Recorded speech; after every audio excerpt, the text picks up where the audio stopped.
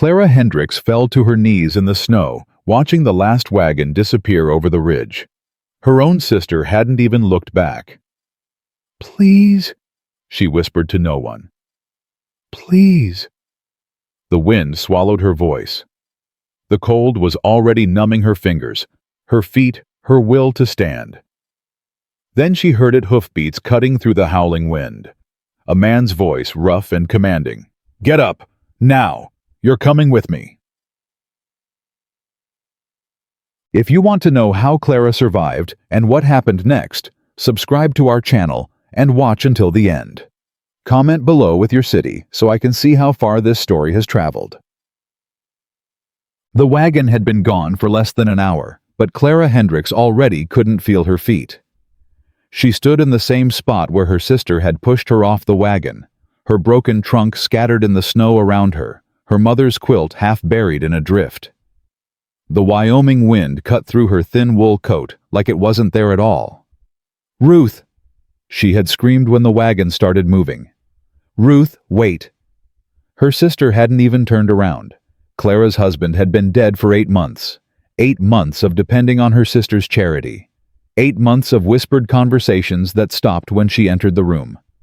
8 months of her brother-in-law's resentful glances across the supper table. And now this. She wrapped her arms around herself, shivering so hard her teeth clicked together. The temperature had dropped 20 degrees since morning, and the sky had turned the color of a fresh bruise. A blizzard was coming.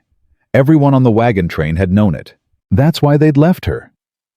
"Think, Clara," she said out loud, her voice cracking. Think. But there was nothing to think about. She was 32 years old, alone in the Wyoming Territory, with no horse, no food, and a storm bearing down on her that would kill her before nightfall. She had maybe 2 hours, maybe less. Clara knelt in the snow and began gathering what she could salvage from her scattered belongings. Her fingers were already clumsy, already losing sensation. She found her mother's Bible, the pages fluttering in the wind. She found a tin of biscuits, crushed but still edible. She found the small pouch of coins she'd hidden in her petticoat, $12.30. Everything she had left in the world. What she didn't find was hope. "God," she whispered, pressing the Bible to her chest. "I know I haven't been much for praying since Thomas died. I know I've been angry. But please, please don't let me die like this. Not alone. Not thrown away like garbage." The wind howled its answer, and Clara bowed her head. That's when she heard the horse. At first she thought she'd imagined it, the rhythm of hoofbeats underneath the wind. But then it came again, closer, unmistakable. She lifted her head and saw a figure emerging from the swirling snow.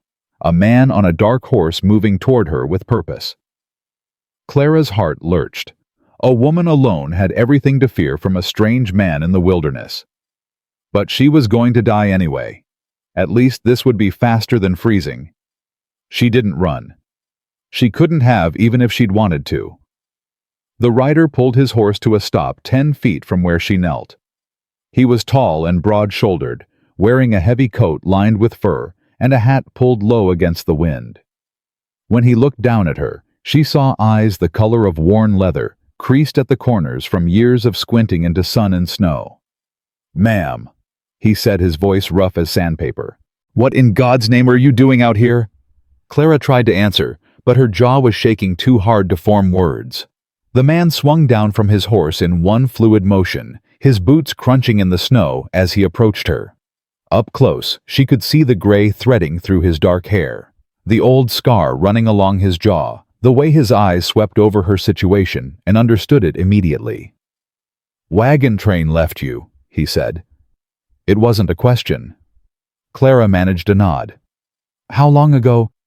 An hour. Maybe more. I don't..." She couldn't finish the sentence. Her whole body was shaking now, violent tremors that she couldn't control. The man's jaw tightened. Something flickered in those leather-brown eyes, anger, she thought, though not at her. "Can you stand?" "I don't know." He didn't wait for her to find out. He stepped forward, grasped her arms, and lifted her to her feet as easily as if she weighed nothing at all. Clara gasped at the contact, at the strength in his hands, at the sudden warmth of another human being after an hour of killing cold.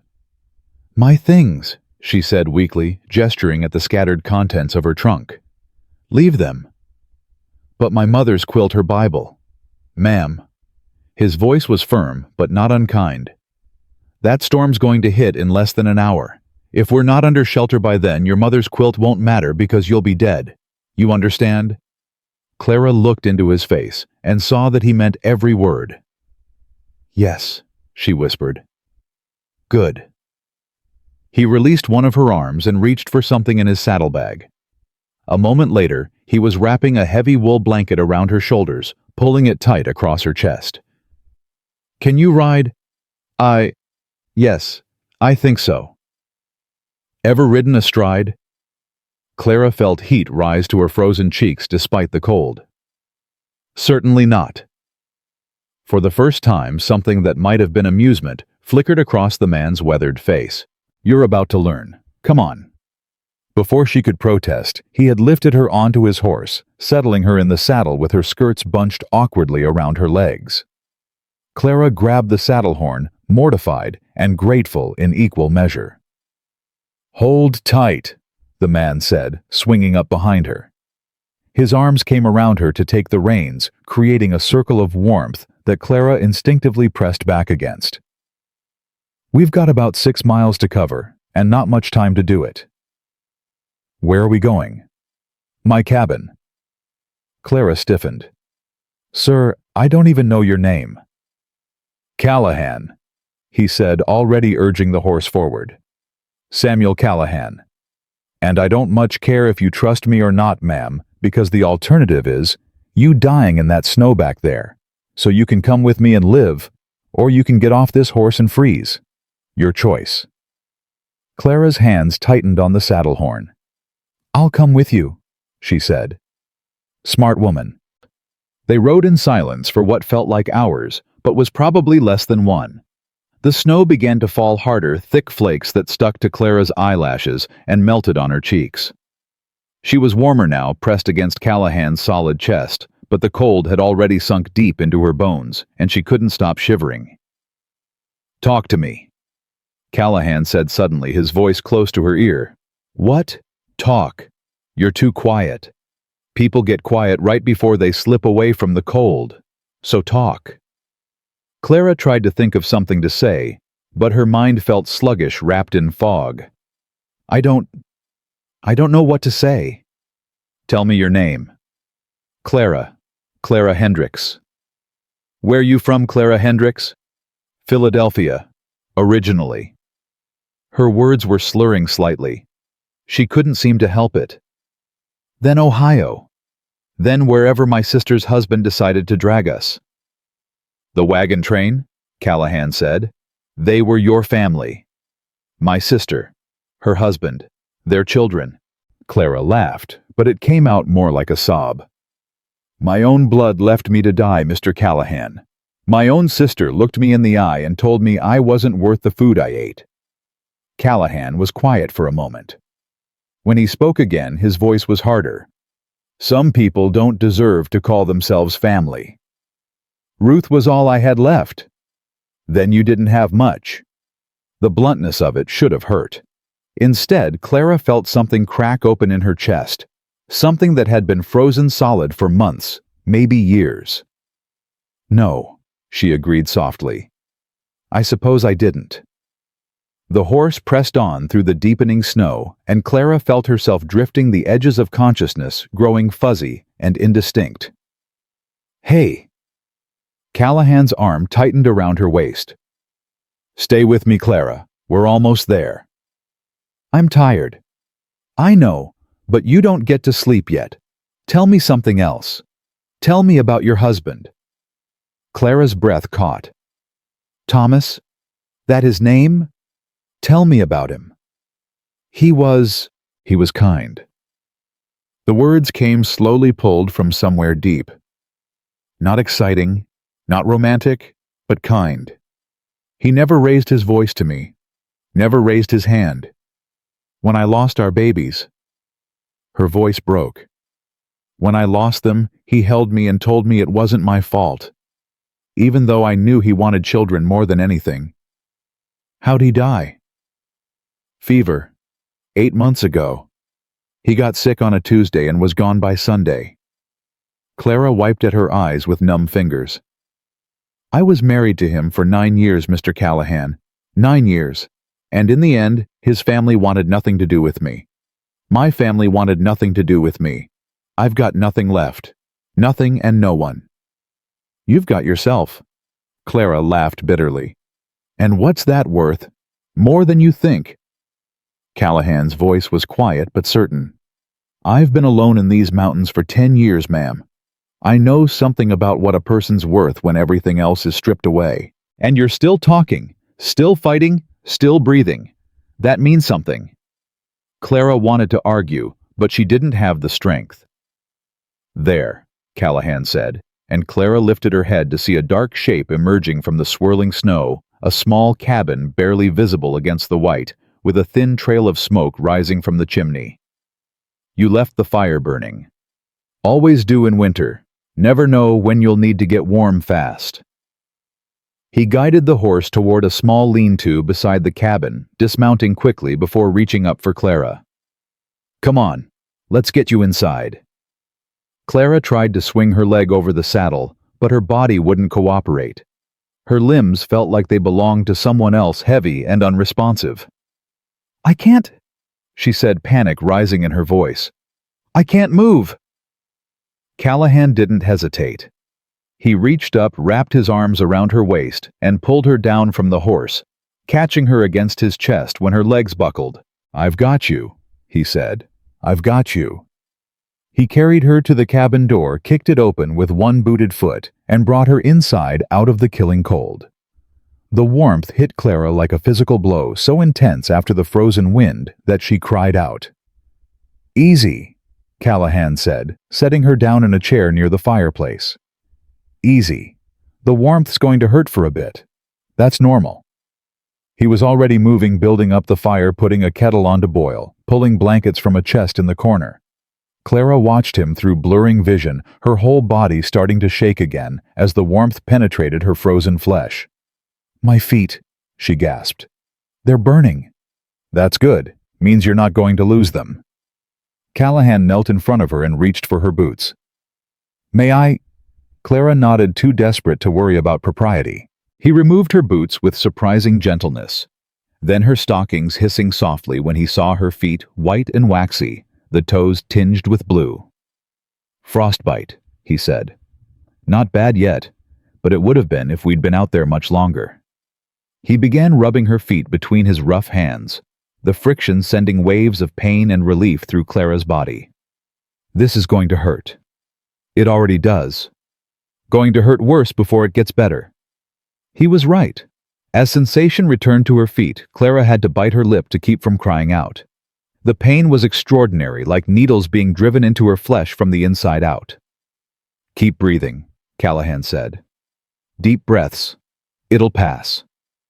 Clara focused on his voice, on the steady rhythm of his hands on her feet, on the crackle of the fire beside them. Slowly, gradually, the pain began to ease, replaced by a deep, throbbing ache. Better? Callahan asked. Yes. Clara looked down at him, this stranger who had saved her life, kneeling at her feet like a servant. Why? Why what? Why did you stop? Why did you help me? She shook her head. You don't know me. I'm nothing to you. Callahan was quiet for a long moment. When he finally looked up, there was something in his eyes that Clara couldn't quite read. Pain, maybe, or memory. Because I found someone once, he said slowly. Years ago. A woman alone in the snow just like you. By the time I reached her, she was already gone. Frozen solid with her hand stretched out like she was reaching for something. He released Clara's feet and stood turning toward the fire. I don't know who she was. Never found out. But I've never forgotten her face. Never forgotten that I was too late. Clara's throat tightened. I'm sorry. Don't be. Callahan's voice was gruff. Just don't make me find another one. Drink this.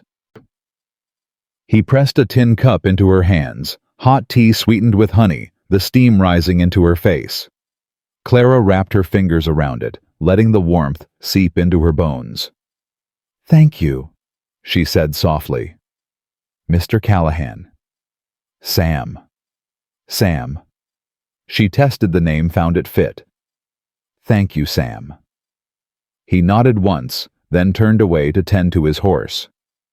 Clara sat by the fire sipping her tea, listening to the blizzard howl outside the cabin walls. She was alive. Against all odds, against everything her sister had intended, she was alive. And for the first time in 8 months, she thought that maybe, just maybe, that meant something. The storm raged for 3 days. Clara learned the rhythms of Sam Callahan's cabin during those 3 days, the way the fire needed feeding every 4 hours, the way the wind found cracks in the walls that had to be stuffed with rags, the way the small space could feel both suffocating and safe at the same time. She learned about Sam too, though he gave up information like a miser parting with coins. He was 38 years old. He'd been a soldier in the war, though he wouldn't say which battles he'd fought or what he'd seen. He'd had a wife once, Margaret, and they'd been expecting a child. Neither had survived the birth. "I'm sorry," Clara said when he told her the words, feeling inadequate. "It was a long time ago," Sam replied, but his eyes said otherwise. "Is that why you live out here alone?" Sam poked at the fire, sending sparks spiraling up the chimney. "I live out here because I'm better at being alone than being with people. Always have been. War just made it worse." "But you saved me." "Doesn't mean I'm looking for company." He glanced at her, then away. "Soon as this storm breaks, I'll take you to Elk Creek, town about 20 miles east. They've got a boarding house, a church. Decent folks mostly. You can figure out your next steps from there." Clara nodded, ignoring the strange twist of disappointment in her chest. Of course he didn't want her here. Of course this was temporary. She was a stranger, an obligation, a problem to be solved and then forgotten. "That's very kind of you," she said, her voice carefully neutral. "It's not kind, it's practical." Sam set down the poker and stood. "You should rest. Storm's not letting up anytime soon." He retreated to his corner of the cabin, and Clara lay down on the pallet he'd made for her near the fire, pulling the blankets up to her chin. She stared at the ceiling, listening to the wind scream outside, and tried not to think about how alone she was going to feel when she reached Elk Creek. On the second night, Clara woke to the sound of Sam crying out. She sat up, heart pounding, reaching for a weapon that wasn't there. But there was no intruder, no danger, only Sam thrashing in his bedroll across the cabin, caught in the grip of some nightmare. "No," he was saying, his voice ragged. "No, Margaret, hold on, just hold on." Clara hesitated. He had been so careful to keep his distance, to maintain the boundaries between them. Would he want her to see him like this? Would he want her help? Another cry tore from his throat, raw with grief, and Clara made her decision. She crossed the cabin and knelt beside him, placing a hand on his shoulder. "Sam. Sam, wake up." He came awake all at once, his hand shooting out to grab her wrist with bruising force. His eyes were wild, unseeing, and for a terrifying moment, Clara thought he might hurt her. Then, recognition flooded his face, and he released her like she was made of fire. "Clara." His voice was hoarse. "I'm sorry. I didn't mean to." "It's all right." She rubbed her wrist, hiding the ache. "You were having a nightmare." "I know." He sat up, running his hands through his hair. In the dim glow of the dying fire, he looked younger somehow, and infinitely more vulnerable. "I'm sorry if I woke you." "You didn't." A lie, but a kind one. Clara sat back on her heels, giving him space. "Do you want to talk about it?" "No." The word was immediate, reflexive, a door slamming shut. Clara nodded and started to rise. "It was the night she died." His voice stopped her cold. "Margaret." Sam continued staring at the fire rather than at her. "The night she died. The baby came too early and something was wrong. There was so much blood. She kept asking me to help her, kept saying my name, and I couldn't do anything. I just held her hand and watched her slip away." Clara sank back down, her heart aching. "The baby lived for 3 hours after," Sam said. "A little girl. She never even opened her eyes. I buried them both behind the cabin we were building. And then I came out here as far from other people as I could get because I couldn't—" His voice cracked. "I couldn't stand the thought of ever feeling that helpless again." "Sam," Clara whispered, "I know it's been 10 years. He finally looked at her, and his eyes were bright with unshed tears. "I know I should have moved on by now, but some things don't heal. Some things just become part of who you are." Clara reached out and took his hand. He stiffened at the contact but didn't pull away. "I lost 2 babies," she said quietly, "before they were ever born. The first time I bled for 3 days. Thomas thought I was going to die. The second time was worse because I let myself hope." She squeezed his hand. "I understand, Sam. I understand what it's like to carry that weight." They sat in silence for a long moment. Hands clasped, the fire crackling beside them. "You should go back to sleep," Sam finally said. But he didn't let go of her hand. "So should you." "I don't sleep much. Not anymore." Clara made a decision then, one that would have scandalized her mother and horrified her sister. "Then don't sleep," she said. "Talk to me instead." So they talked. Through the darkest hours of the night, with the storm raging outside and the fire burning low, they told each other the stories they'd never told anyone else. Sam talked about the war, about friends he'd lost, and things he'd done that still haunted him. Clara talked about her marriage, about the slow erosion of her sister's affection, about the moment she'd realized that Ruth had always resented her. When dawn finally crept through the cracks in the shutters, they were both exhausted, wrung out, emptied of secrets. But something had changed between them. Clara saw it in the way Sam looked at her now, not as an obligation, but as something else. Something he didn't have a name for yet. And she felt it in herself too, a warmth that had nothing to do with the fire, a connection that went deeper than gratitude. "Storm's letting up," Sam said, breaking the spell. "Might be able to head for Elk Creek tomorrow." "Yes," Clara agreed. "I suppose so." But neither of them moved, and neither of them looked away.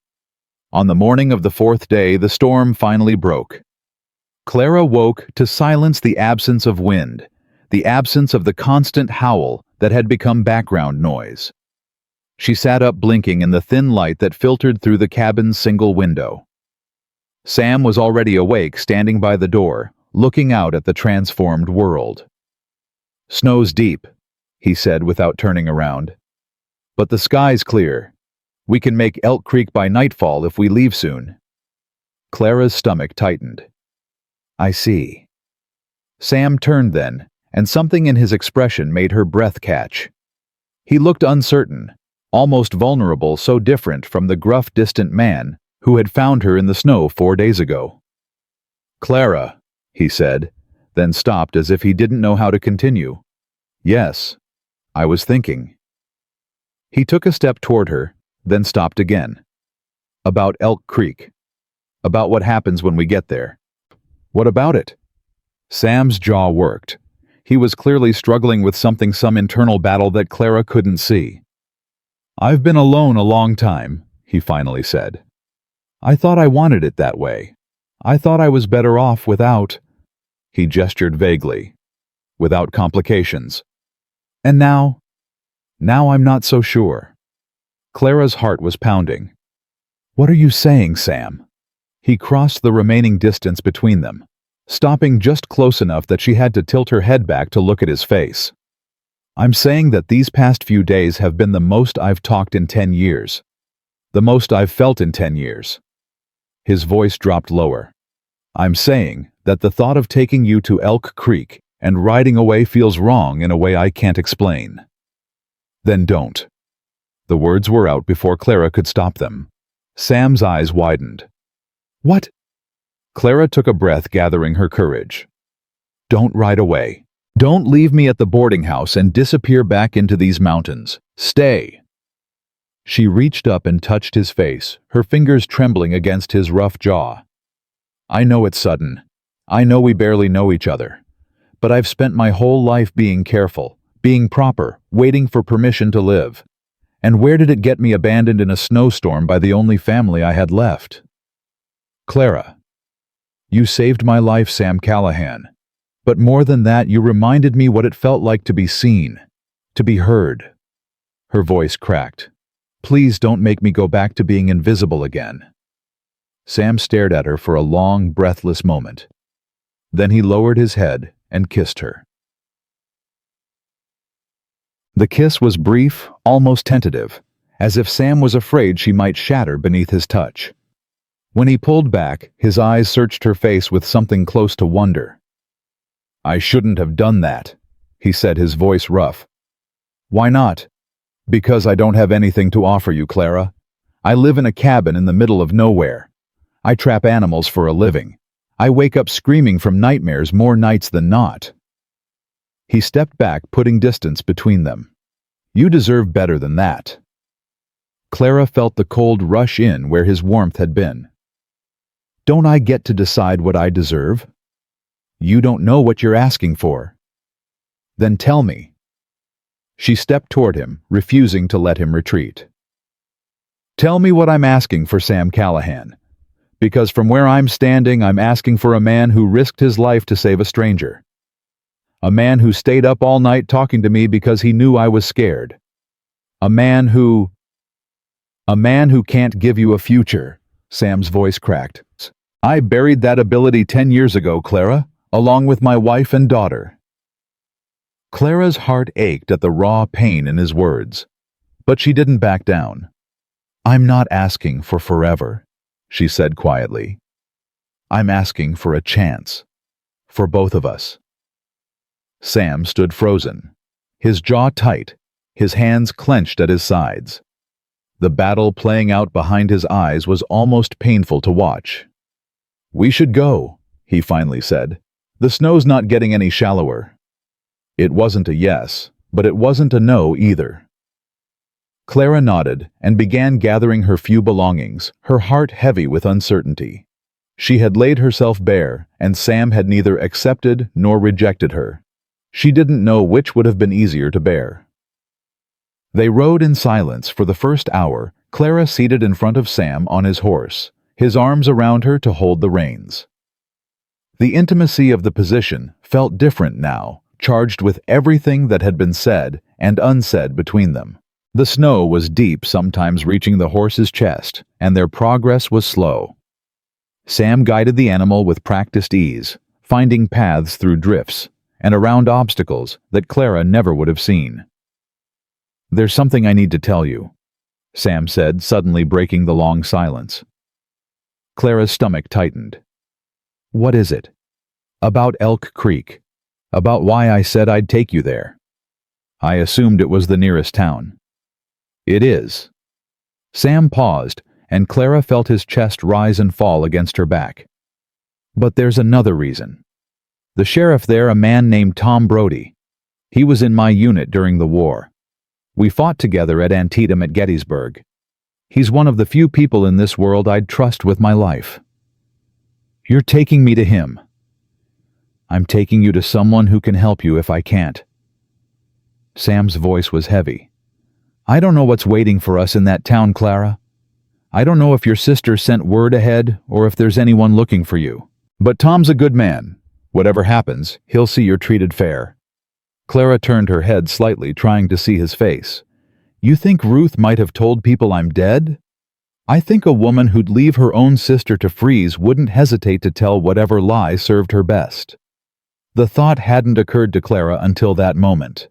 But now that Sam had said it, she couldn't shake it loose. If Ruth had told people Clara died in the storm, then Clara's arrival in Elk Creek would be... what? A miracle, a scandal, a threat to whatever story Ruth had constructed. I don't care what she told people, Clara said, surprised by the steel in her own voice. I'm alive, and I'm done letting Ruth decide what happens to me. Sam's arm tightened briefly around her waist. That's the spirit. They stopped to rest the horse at midday, sharing dried venison and hard biscuits from Sam's pack. The sun was bright on the snow, almost blindingly so, and Clara had to squint to see Sam's face as they ate.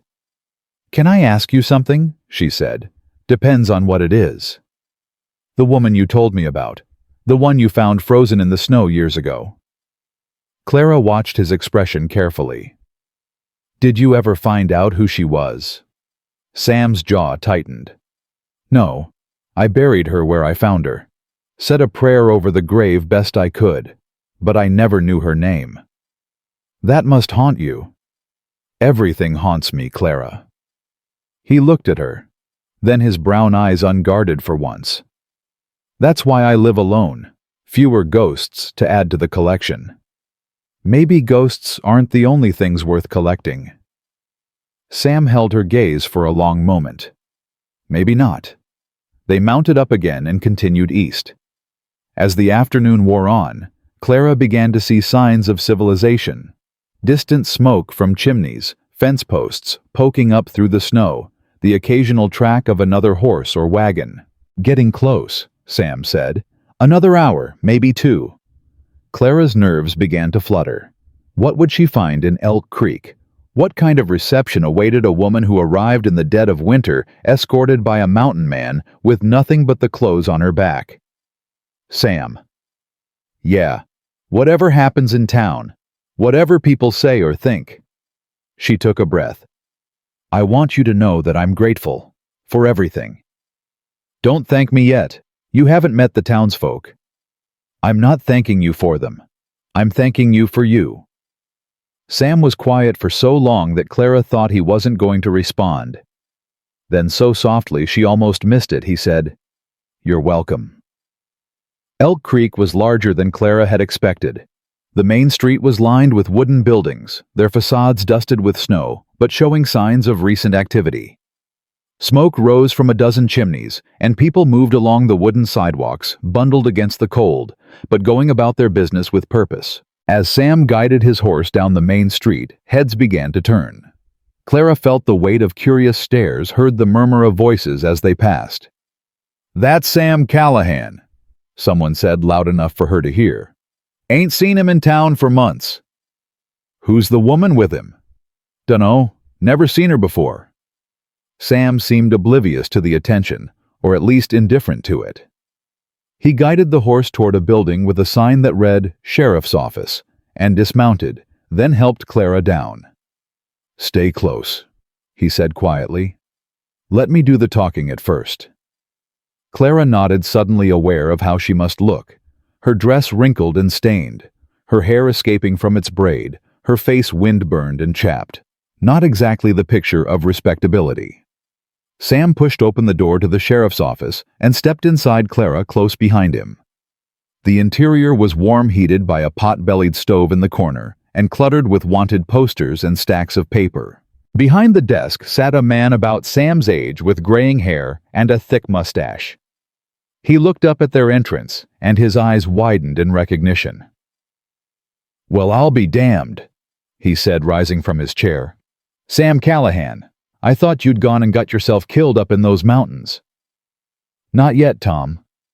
Sam extended his hand, and the two men shook warmly, though not for lack of trying on the weather's part. "Who's your friend?" Sam stepped aside, revealing Clara. "This is Clara Hendricks. I found her 4 days ago abandoned in the snow by a wagon train. She needs help." Sheriff Brody's eyes narrowed as he studied Clara. "Abandoned by who?" "Her sister. Pushed her off the wagon and left her to die." The sheriff let out a low whistle. "That's cold. Colder than the weather." He gestured to a chair near the stove. "Sit down, ma'am. Warm yourself up. Tell me what happened." Clara sat grateful for the warmth and the chance to rest. She told her story from the beginning, from Thomas's death, to her sister's growing hostility, to the moment Ruth had looked her in the eye and said she wasn't worth the food she ate. Sheriff Brody listened without interrupting his expression, growing darker as the tale went on. "And you don't know where the wagon train was headed?" he asked when she finished. "California. That's all I know." "Likely out of my jurisdiction by now, then." The sheriff sighed. "Even if I could find them, abandonment's a hard charge to prove. Your sister would just say you wandered off, got lost. I don't want to press charges, Clara said, surprising herself. I just want to start over. Is that possible here? Sheriff Brody exchanged a glance with Sam. Depends. You got any skills? Any money?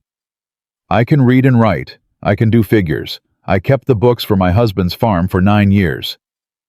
Clara straightened her spine. And I have $12 to my name. That won't last long. Then I'll find work. The sheriff studied her for a moment, then nodded slowly. There's a boarding house on Oak Street. Mrs. Agnes McAllister runs it, strict but fair. Widows and single ladies only. She might have a room available. Thank you. Don't thank me yet. Agnes is particular about who she takes in. Sheriff Brody looked at Sam. You vouching for her? Sam met Clara's eyes, and something passed between them. Something unspoken but powerful. Yeah, he said. I'm vouching for her. All right then. The sheriff stood and reached for his coat. I'll take you to Agnes myself. Sam, you coming? No. Sam's voice was flat. I've got business to attend to. Clara felt a sharp pang of disappointment. After everything they'd shared, he was going to just walk away. Sam, she started. I'll be around, he said, not quite meeting her eyes. Just need to take care of some things first. Before Clara could respond, he was out the door, leaving her alone with the sheriff and a heart full of questions. Mrs. Agnes McAllister was exactly as Clara had imagined, a thin, sharp-featured woman in her late 50s with steel-gray hair pulled back in a severe bun and eyes that missed nothing. So, she said, after Sheriff Brody made introductions and left. You're the woman Sam Callahan pulled out of the snow. Yes, ma'am. And your own sister left you to die. Yes, ma'am. Mrs. McAllister's lips pressed into a thin line. Sit down, child. I'll make tea. Clara sat at the kitchen table while the older woman bustled about filling a kettle and setting out cups with practiced efficiency. The kitchen was spotless, every surface scrubbed clean, every item in its proper place. I was married for 32 years, Mrs. McAllister said without preamble. My husband was a good man for the first 15. Then he discovered whiskey, and he wasn't so good anymore. Clara wasn't sure how to respond to this revelation. I'm sorry. Don't be. He's dead now, and I'm not. Mrs. McAllister set a cup of tea in front of Clara and sat across from her. I tell you this because I want you to understand something. I don't take in just anyone. I take in women who've been through the fire, women who've earned their survival. You understand? Yes, ma'am, I think I do. Good. Mrs. McAllister sipped her tea, studying Clara over the rim of her cup. Room and board is $4 a week. Breakfast at 6, dinner at noon if you're here for it, supper at 6 sharp. No male visitors above the parlor floor. No exceptions. I understand. You'll also help with household chores. Cooking, cleaning, mending. Everyone contributes. I'm happy to work. Mrs. McAllister set down her cup. Sam Callahan vouched for you. That man doesn't vouch for anyone. Not in all the years I've known him. Clara's heart stuttered. How long have you known him? Since he came to these parts about 8 years ago. He brought furs to trade every few months, bought supplies, then disappeared back into the mountains. Never said more than a dozen words at a time. Mrs. McAllister's sharp eyes softened slightly. Lost his wife, I heard, and a baby. That kind of loss changes a man. Yes, Clara said quietly. It does. You've got losses of your own. I can see it in your eyes. Mrs. McAllister stood. Come, I'll show you to your room.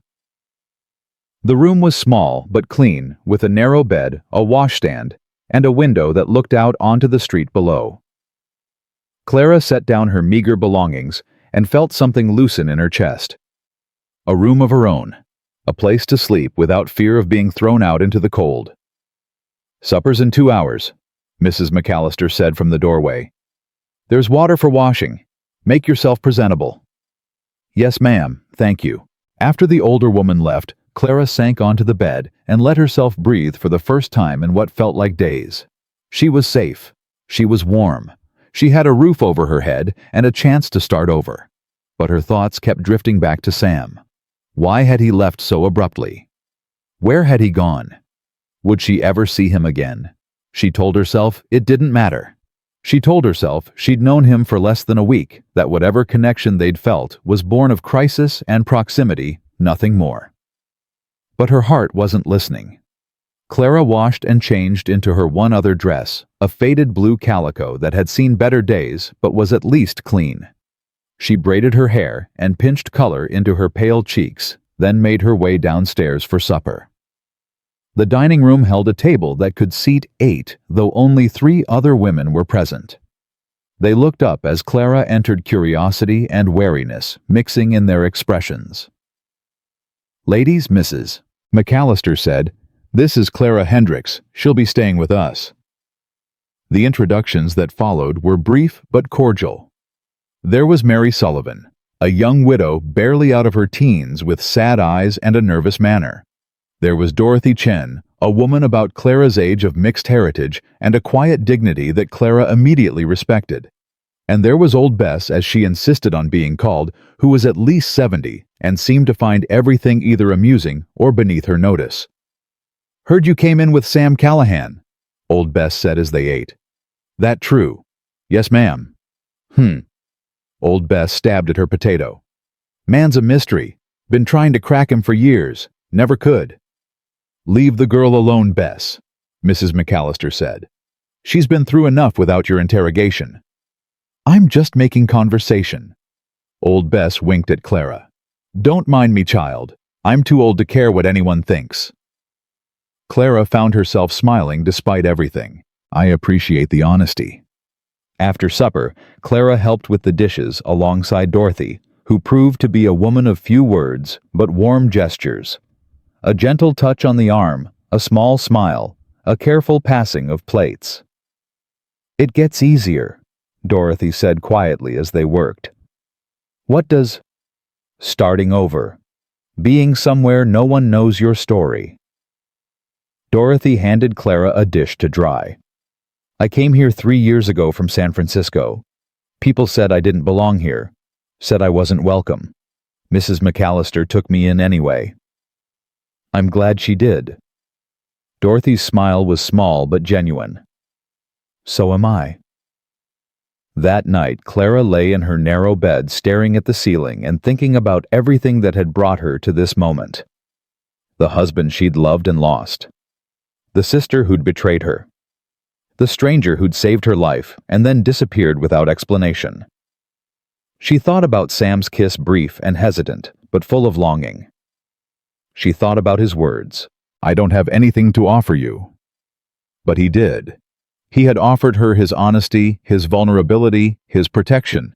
He had offered her glimpses of a man who had built walls around his heart, but was slowly, painfully allowing her to see behind them. And then he'd walked away. Clara turned on her side, pulling the blanket tight around her shoulders. Tomorrow, she would start her new life. Tomorrow, she would look for work, establish herself, prove to Elk Creek that she was worth something. But tonight, she would allow herself to feel the loss of a man she'd only just begun to know. 3 days passed with no sign of Sam. Clara threw herself into the routines of the boarding house, helping Mrs. McAllister with cooking and cleaning, learning the rhythms of life in Elk Creek. She discovered that the general store was run by a gruff but fair-minded man named Henry Porter, that the church held services every Sunday with a traveling minister who came through once a month, and that the town was desperate for a schoolteacher. "You say you can read and write?" Mayor Wilson asked, when Clara presented herself at his office, having heard about the need from Henry Porter. "And do figures?" "Yes, sir. I kept books for my husband's farm for 9 years, and my father was a professor in Philadelphia. He taught me Latin, mathematics, literature." Mayor Wilson's eyebrows rose. "A professor's daughter out here in Wyoming. How'd that happen?" "Life has a way of taking us places we never expected, sir." The mayor studied her for a long moment, then nodded. "I like you, Mrs. Hendricks. You've got spine. We need that out here." He shuffled some papers on his desk. The schoolhouse won't be finished until spring. But there are 12 children in town who need learning. If you're willing to hold classes in the church basement, I can offer you $20 a month. Clara's heart leaped. I'll take it. Good. You can start Monday. Clara left the mayor's office feeling lighter than she had in months. A job. A purpose. A reason to get up in the morning beyond mere survival. She was walking back to the boarding house mentally planning her first lessons when she saw him. Sam was standing outside the general store deep in conversation with Sheriff Brody. He looked different, cleaner than she'd seen him, his hair trimmed and his beard neatened. He wore new clothes, a proper coat, and boots that weren't held together with hope and habit. Clara's feet stopped moving of their own accord. As if sensing her gaze, Sam looked up. Their eyes met across the crowded street, and for a moment neither of them moved. Then Sam said something to the sheriff and started walking toward her. Clara's heart hammered against her ribs. 3 days of silence, and now he was coming to her. What would he say? What could she say, Clara? His voice was rough, uncertain. I heard you got the teaching position. News travels fast in a small town. Yeah, it does. They stood there, the awkwardness between them almost palpable. Clara wanted to demand answers, wanted to know why he'd left, why he'd stayed away. But pride kept the questions locked behind her teeth. You look well, Sam said finally. Rested. Mrs. McAllister runs a good house. She does. He shifted his weight, looking uncomfortable. I should have come sooner. I meant to. You just what? Sam's jaw tightened. I needed time to think. About what? About you. About what happened in the cabin. He met her eyes, and Clara saw the struggle there, the war between wanting and fearing. I haven't felt anything for anyone in 10 years, Clara. And then you showed up and everything I thought I knew about myself. He trailed off, shaking his head. I'm not asking you to have all the answers, Sam. Clara stepped closer, lowering her voice so the passing townspeople wouldn't hear. I'm just asking you not to run away. I'm not running. I'm here, aren't I? Are you? The question hung between them, heavy with meaning. Sam reached out and took her hand. His fingers were rough and warm, curling around hers with a gentleness that made her throat tight. I'm here, he said quietly. And I'm not going anywhere. Not unless you want me to. Clara felt tears prick at her eyes. I don't want you to. Then I won't. It wasn't a declaration of love, it wasn't a promise of forever, but it was enough. For now, it was enough. Can I walk you back to the boarding house? Sam asked. Yes, I'd like that. They walked side by side through the snow-dusted streets of Elk Creek, and Clara felt something unfamiliar settle in her chest. Hope. That night after supper, Sam came to the boarding house as promised. Mrs. McAllister showed him into the parlor where Clara was waiting, and then positioned herself in the hallway, with her mending close enough to chaperone, but far enough to give them privacy. She doesn't trust me, Sam said with a wry smile. She doesn't trust anyone. It's nothing personal. They sat across from each other, the proper distance between them that society demanded. But their eyes kept meeting, and every glance felt charged with meaning. I went to see my cabin, Sam said. After I left you at the sheriff's office, I needed to look at it with fresh eyes, to figure out if it could be something more than just a place to hide.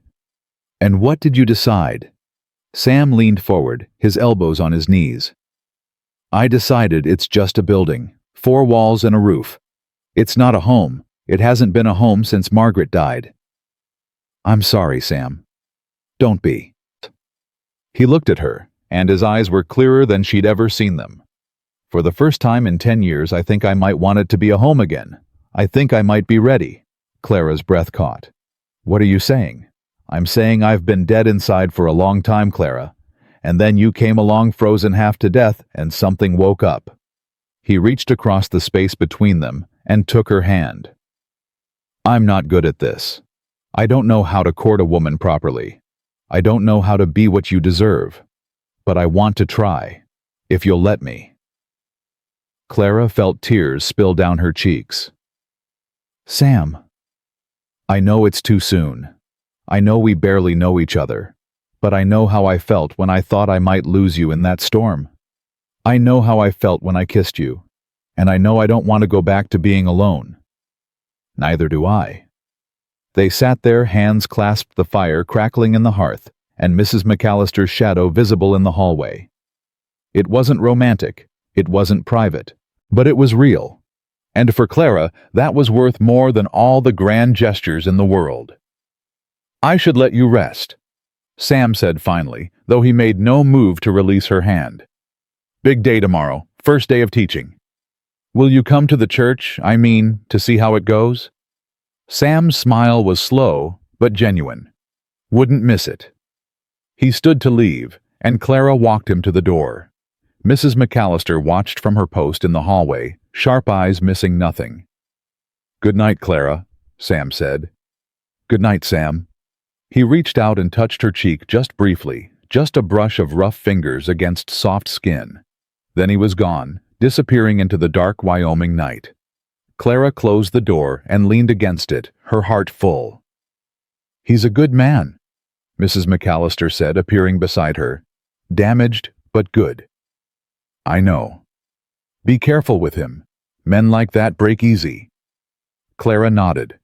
"I will."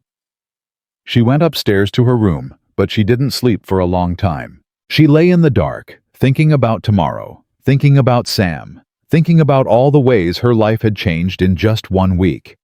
She had been abandoned by her own blood, left to die in a frozen wasteland. And instead of death, she had found life. She had found purpose. She had found, against all odds, the beginning of something that felt like love. It was terrifying. It was wonderful. It was more than she had ever dared to hope for. And she was just getting started. Monday morning came cold and bright.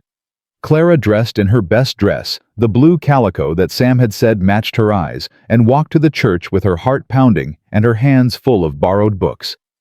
12 children waited for her in the basement, their ages ranging from 6 to 15, their faces a mixture of curiosity and skepticism. Clara stood before them, took a deep breath, and began. "Good morning. My name is Mrs. Hendricks, and I'm going to be your teacher." "Where'd you come from?" a boy in the front row demanded. "We never seen you before." "I came from Philadelphia by way of Ohio, by way of the worst blizzard this territory has seen in 20 years. Clara smiled. "It's been quite a journey." The children exchanged glances, intrigued despite themselves. "Now," Clara continued, "I know some of you can read and some of you can't. I know some of you think school is a waste of time, so let me tell you something." She leaned forward, meeting their eyes one by one. "Everything I have, everything I am, I owe to education. When I had nothing else, when everyone had given up on me, I still had my mind. No one can take that away from you. No one can abandon you if you know how to think." The room was silent. "So," Clara straightened up, "who wants to learn?" By the end of the day, Clara was exhausted, but exhilarated. Teaching was harder than she'd expected, but also more rewarding. Watching understanding dawn on a child's face, seeing them grasp a concept, for the first time it was like watching a small miracle. She was gathering her books when a shadow fell across the doorway. Sam stood there, snow dusting his shoulders, watching her with an expression she couldn't quite read.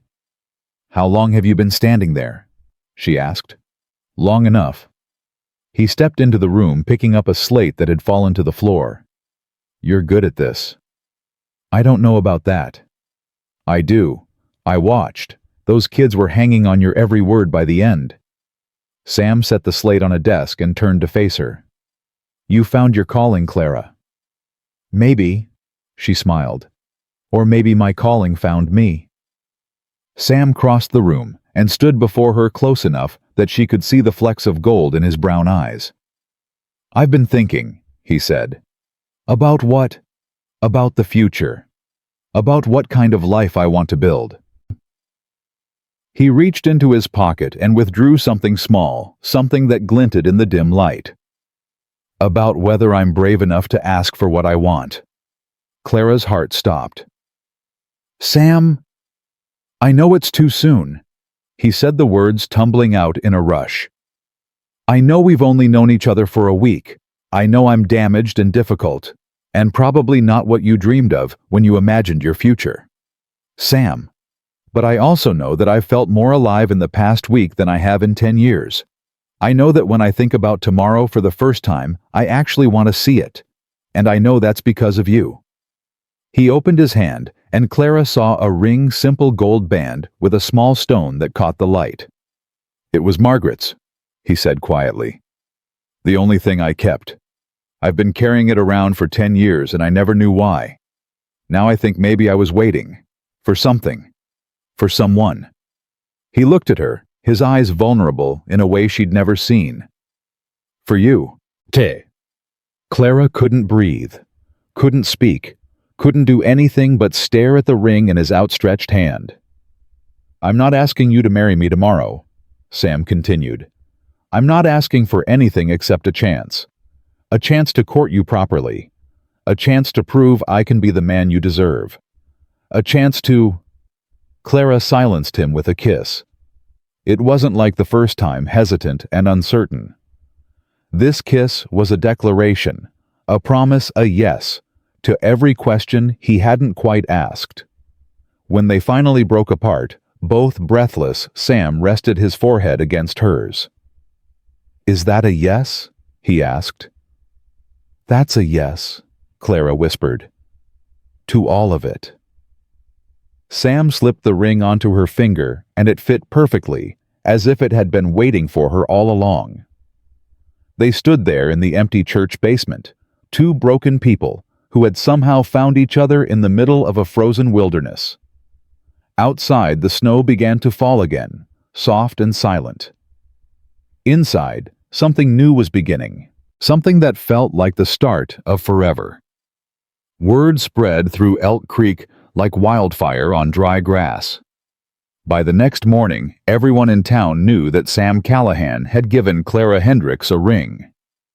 By noon, opinions had divided sharply, some folks offering congratulations, others whispering behind their hands about the impropriety of it all.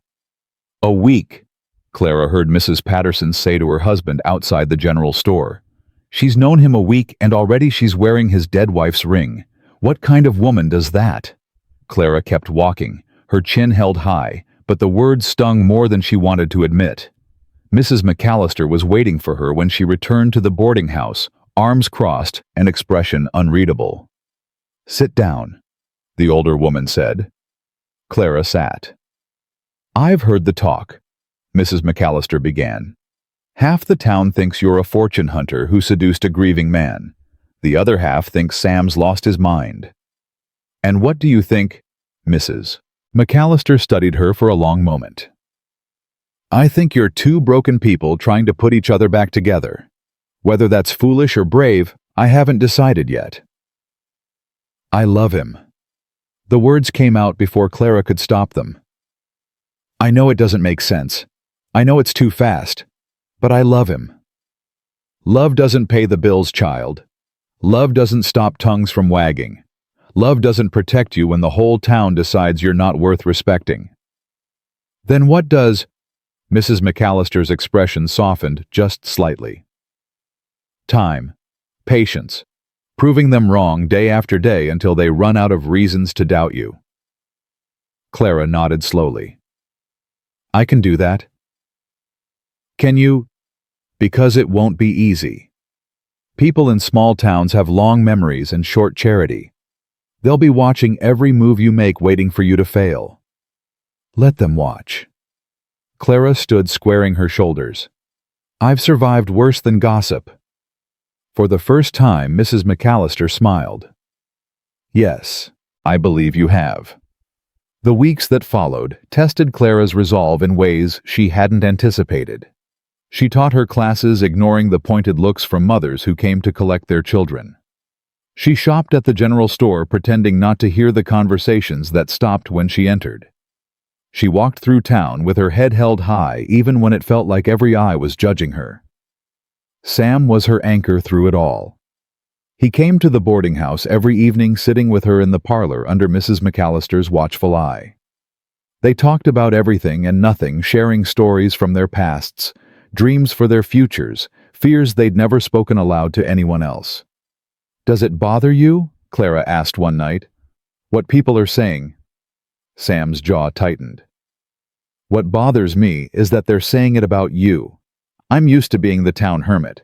They've been talking about me for years, but you don't deserve their judgment." "Neither do you." "I'm a man. It's different for men." "That's not fair." "No." Sam took her hand, his thumb tracing circles on her palm. "It's not. But it's the way things are. Maybe it's time things changed." Sam looked at her, something warm flickering in his eyes. "Maybe you're the one to change them." 3 weeks after Sam gave her the ring, Clara was teaching her afternoon class when the church door banged open. A woman stood in the doorway, travel-worn and furious, her eyes scanning the room until they landed on Clara. "There you are," the woman said.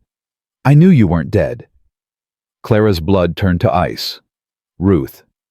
The children fell silent, sensing the tension that had suddenly filled the room. Clara set down her chalk with hands that trembled only slightly. "Class dismissed," she said, her voice remarkably steady. "We'll continue tomorrow." The children filed out, casting curious glances at the stranger as they passed. Ruth didn't move from the doorway until the last child had gone. "How did you find me?" Clara asked. "You think word doesn't travel a woman matching your description showing up in Elk Creek with that mountain man taking a teaching position?" Ruth laughed, but there was no humor in it. "I knew it was you the moment I heard. So you came all this way to what? Make sure I was really alive." "I came to bring you back." Clara stared at her sister. "Back? Back to what? The wagon train that left me to die." "Don't be dramatic. We didn't leave you to die. You pushed me off the wagon, Ruth. You looked me in the eye and told me I wasn't worth the food I ate. Then you drove away and left me in a blizzard." Ruth's expression flickered, something that might have been guilt passing across her features before hardening again. "That was Harold's decision, not mine." "You didn't stop him." "What was I supposed to do? He's my husband. I have to obey him." "No." Clara's voice was quiet but firm. "You chose to obey him. There's a difference." Ruth stepped further into the room, her eyes taking in Clara's simple dress, the ring on her finger, the chalk dust on her hands. "Look at you, playing school teacher in some backwater town, wearing another woman's ring like you have any right to it." "I have every right to it. Sam gave it to me." "Sam." Ruth sneered the name. "The mountain man. The hermit who talks to no one and lives like an animal in the wilderness. That's who you've chosen. That's the grand future you left everything for." "I didn't leave anything, Ruth. You took everything from me. I gave you a home when no one else would. And you never let me forget it, not for one single day." The sisters faced each other across the empty classroom, years of resentment and hurt hanging in the air between them. "Why are you really here?" Clara asked finally. "It's not to bring me back. You don't want me back. You never did." Ruth's composure cracked just slightly. "Harold's dead." The words hit Clara like a physical blow. "What?" "3 weeks after we left you, fever took him, took 2 of the children too." Ruth's voice was flat, emotionless, but her hands were shaking. "Jenny and the baby, gone in the same week." Clara felt the room spin around her. Jenny, her bright-eyed niece, who used to beg for stories. The baby, barely 6 months old, with his father's dark hair and his mother's stubborn chin. "Ruth," she breathed, "I'm so sorry." "Are you?"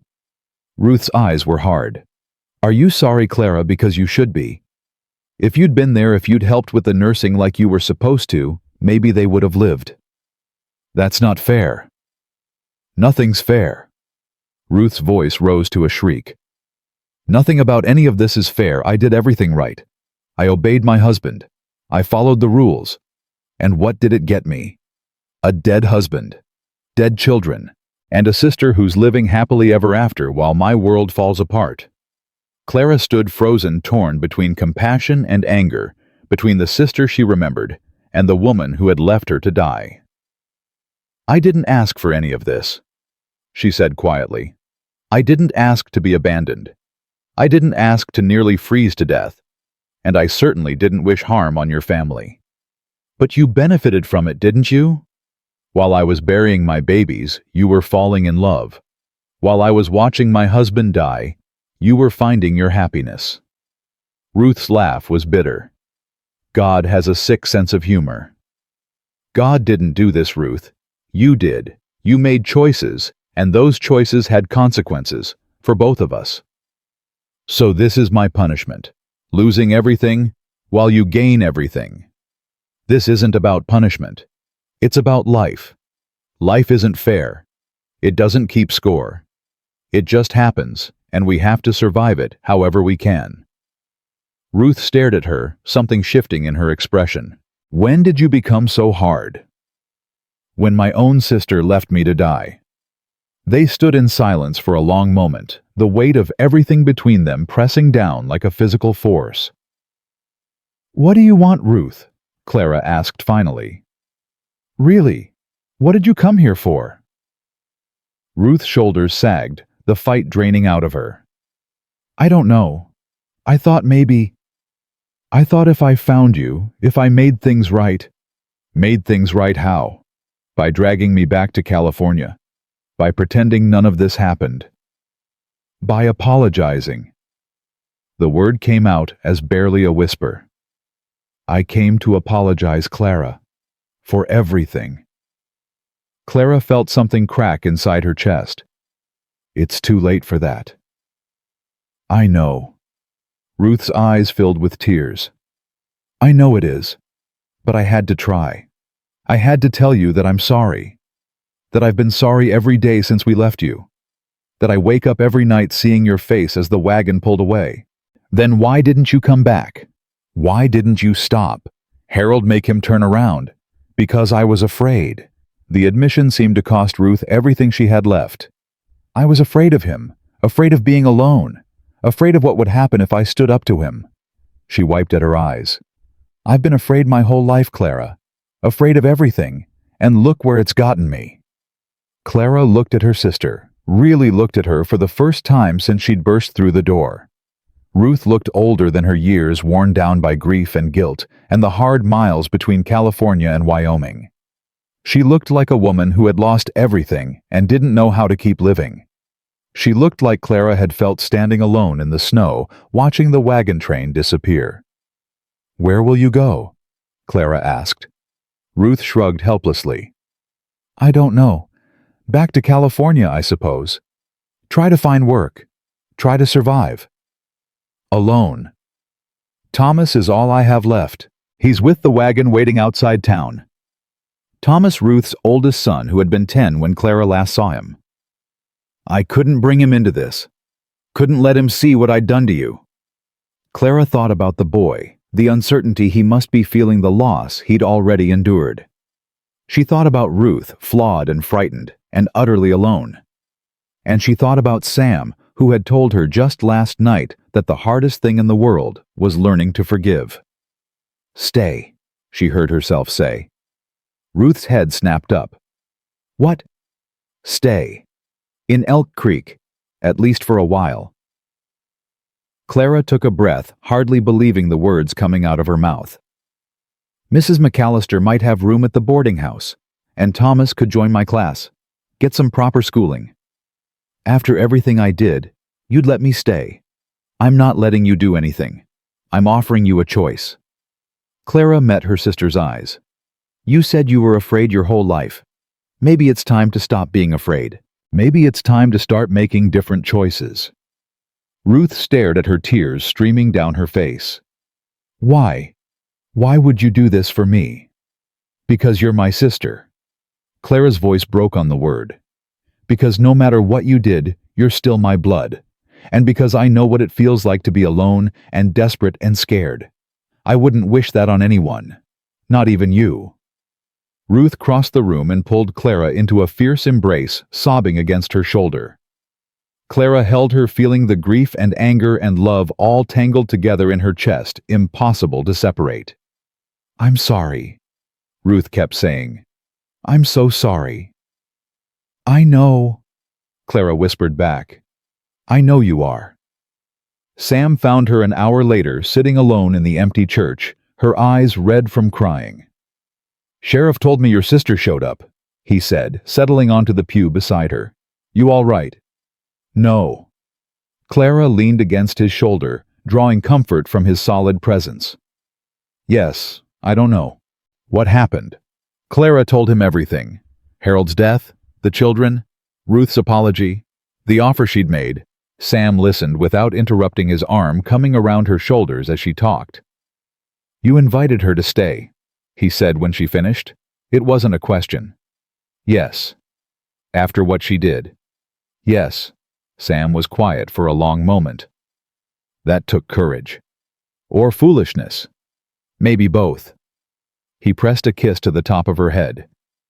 "You sure about this?" "No. But I couldn't just send her away. Not after everything." Clara looked up at him. "Does that make me weak?" "It makes you human." Sam's eyes were soft. "It makes you the woman I fell in love with." "You love me." The words were out before Clara could stop them. Sam had never said it before, not directly. He'd talked about wanting her, about needing her, about not being able to imagine his future without her. But he'd never said love. Sam's expression was unguarded in a way she'd never seen. "I've loved you since you told me you'd lost 2 babies and you understood. I've loved you since you held my hand in the dark and listened to me talk about Margaret. I've loved you since you looked me in the eye and told me not to run away."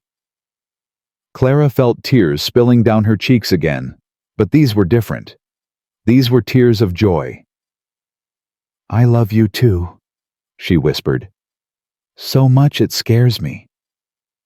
"Don't be scared." Sam cupped her face in his rough hands. "I'm not going anywhere. Not ever." He kissed her, then gentle and fierce at the same time, and Clara felt something settle into place inside her chest. A certainty that had been building for weeks finally coming into focus. This was where she belonged. Here, in this small town, with this man. This was home. When they finally broke apart, Sam rested his forehead against hers. "Marry me," he said. Clara blinked. "What?" "I know we said we'd take it slow. I know we agreed to court properly and give the town time to get used to us. But life's too short, Clara. We both know that better than most." He took her hands in his. "I don't want to waste another day pretending we're not sure about this. I'm sure. I've never been more sure of anything." "Sam? I can't give you a fancy house or a life of ease. I can't promise that things will always be perfect. But I can promise that I'll love you every day for the rest of my life. I can promise that I'll never leave you, never abandon you, never make you feel like you're not worth everything in the world." Clara was crying again, but she was also laughing, joy and disbelief mixing together in her chest. "Yes," she said. "Yes, I'll marry you." Sam's smile was like sunrise breaking over the mountains. He pulled her close and held her tight, his heart beating strong and steady against her own. "Thank you," he whispered into her hair. "Thank you for giving me a reason to live again." Clara pulled back to look at his face, this man who had saved her life and then given it meaning. "Thank you for finding me," she said. "Thank you for not riding past." "I could never have ridden past you," Sam said. "Even if I'd wanted to. Something about you wouldn't let me." "What do you mean?" Sam shook his head, struggling to find the words. "When I saw you there in the snow, something inside me just knew. Knew that you were important. Knew that if I left you behind, I'd regret it for the rest of my life." He laughed softly. "Sounds crazy when I say it out loud." It doesn't sound crazy at all. Clara touched his face, tracing the line of his jaw. It sounds like fate. I don't believe in fate. Maybe fate believes in you. They sat together in the quiet church as the light began to fade, making plans that neither of them would have dared to dream just weeks before. A wedding, a home, a life built on the foundations of their shared wounds and stubborn hope. It wasn't going to be easy. Clara knew that. There would be challenges ahead, obstacles to overcome, people who would never accept their unconventional love story. But for the first time in longer than she could remember, Clara wasn't afraid of the future. She was running toward it. The next few days were a whirlwind of activity. Ruth and Thomas moved into Mrs. McAllister's boarding house, though the older woman made it clear that her hospitality was conditional on good behavior. Thomas, a solemn boy with his father's dark eyes, enrolled in Clara's class and proved to be a quick learner, hungry for knowledge after months on the trail. Sam began preparing his cabin for a wife, enlisting the help of Sheriff Brody and a few other men from town who had warmed to Clara despite the initial gossip. They added a second room, reinforced the roof against the spring storms that would come, built proper furniture to replace the rough-hewn pieces Sam had cobbled together over the years. Clara watched the transformation with wonder, hardly daring to believe it was real. "You're really doing this," Dorothy said one evening at the boarding house. "Getting married to the mountain man." "I really am. People are still talking, you know, saying it's too fast, saying you're making a mistake." Clara smiled. "Let them talk. I've never been more certain of anything in my life." Dorothy studied her for a moment, then nodded slowly. "Good for you. Most people never find what you've found. Don't let anyone take it from you." "I won't." The wedding was set for 3 weeks at a small ceremony at the church with just a handful of witnesses. Clara didn't want anything elaborate, and Sam would have been happy to marry her in the middle of the forest with only the trees as witnesses. But 2 days before the wedding, everything changed. Clara was walking back from the general store when she saw a group of men on horseback riding into town. They were rough-looking, armed, their faces hard with purpose. Something about them made Clara's blood run cold. She quickened her pace toward the boarding house, but she wasn't fast enough. One of the men spotted her and called out, "Hey, you the school teacher?" Clara kept walking. "I'm talking to you, woman." The man spurred his horse forward, cutting off her path. Up close, he was even more intimidating, with a jagged scar running down one cheek and eyes that held no warmth at all. "Looking for Sam Callahan," he said. "Heard he's got himself a woman now. That you—" Clara's heart was pounding, but she kept her voice steady. "I don't know what you're talking about. Don't lie to me." The man leaned down from his horse, his face inches from hers. "I can smell a liar from a mile away. Now where is he?" "Clara." Sam's voice cut across the street, sharp with fear and fury. Clara turned to see him striding toward them, his hand on the revolver at his hip. The scarred man straightened up, a slow smile spreading across his face. "Well, well, Sam Callahan. Been a long time." Sam stopped 10 feet away, his body coiled with tension. "Not long enough, Garrett." "Now that's not a very friendly greeting, after everything we've been through together." "We've been through nothing together. Not anymore." Clara looked between the two men, confusion and fear warring in her chest. "Sam, who is this?" "Someone from a long time ago," Sam said, his eyes never leaving the scarred man. "Someone who should have stayed in the past." Garrett laughed. "Is that what you told your pretty little school teacher, that you left us all behind?" He looked at Clara, his smile turning cruel. "Did he tell you what he really is? What he did during the war?" "I know about the war," Clara said.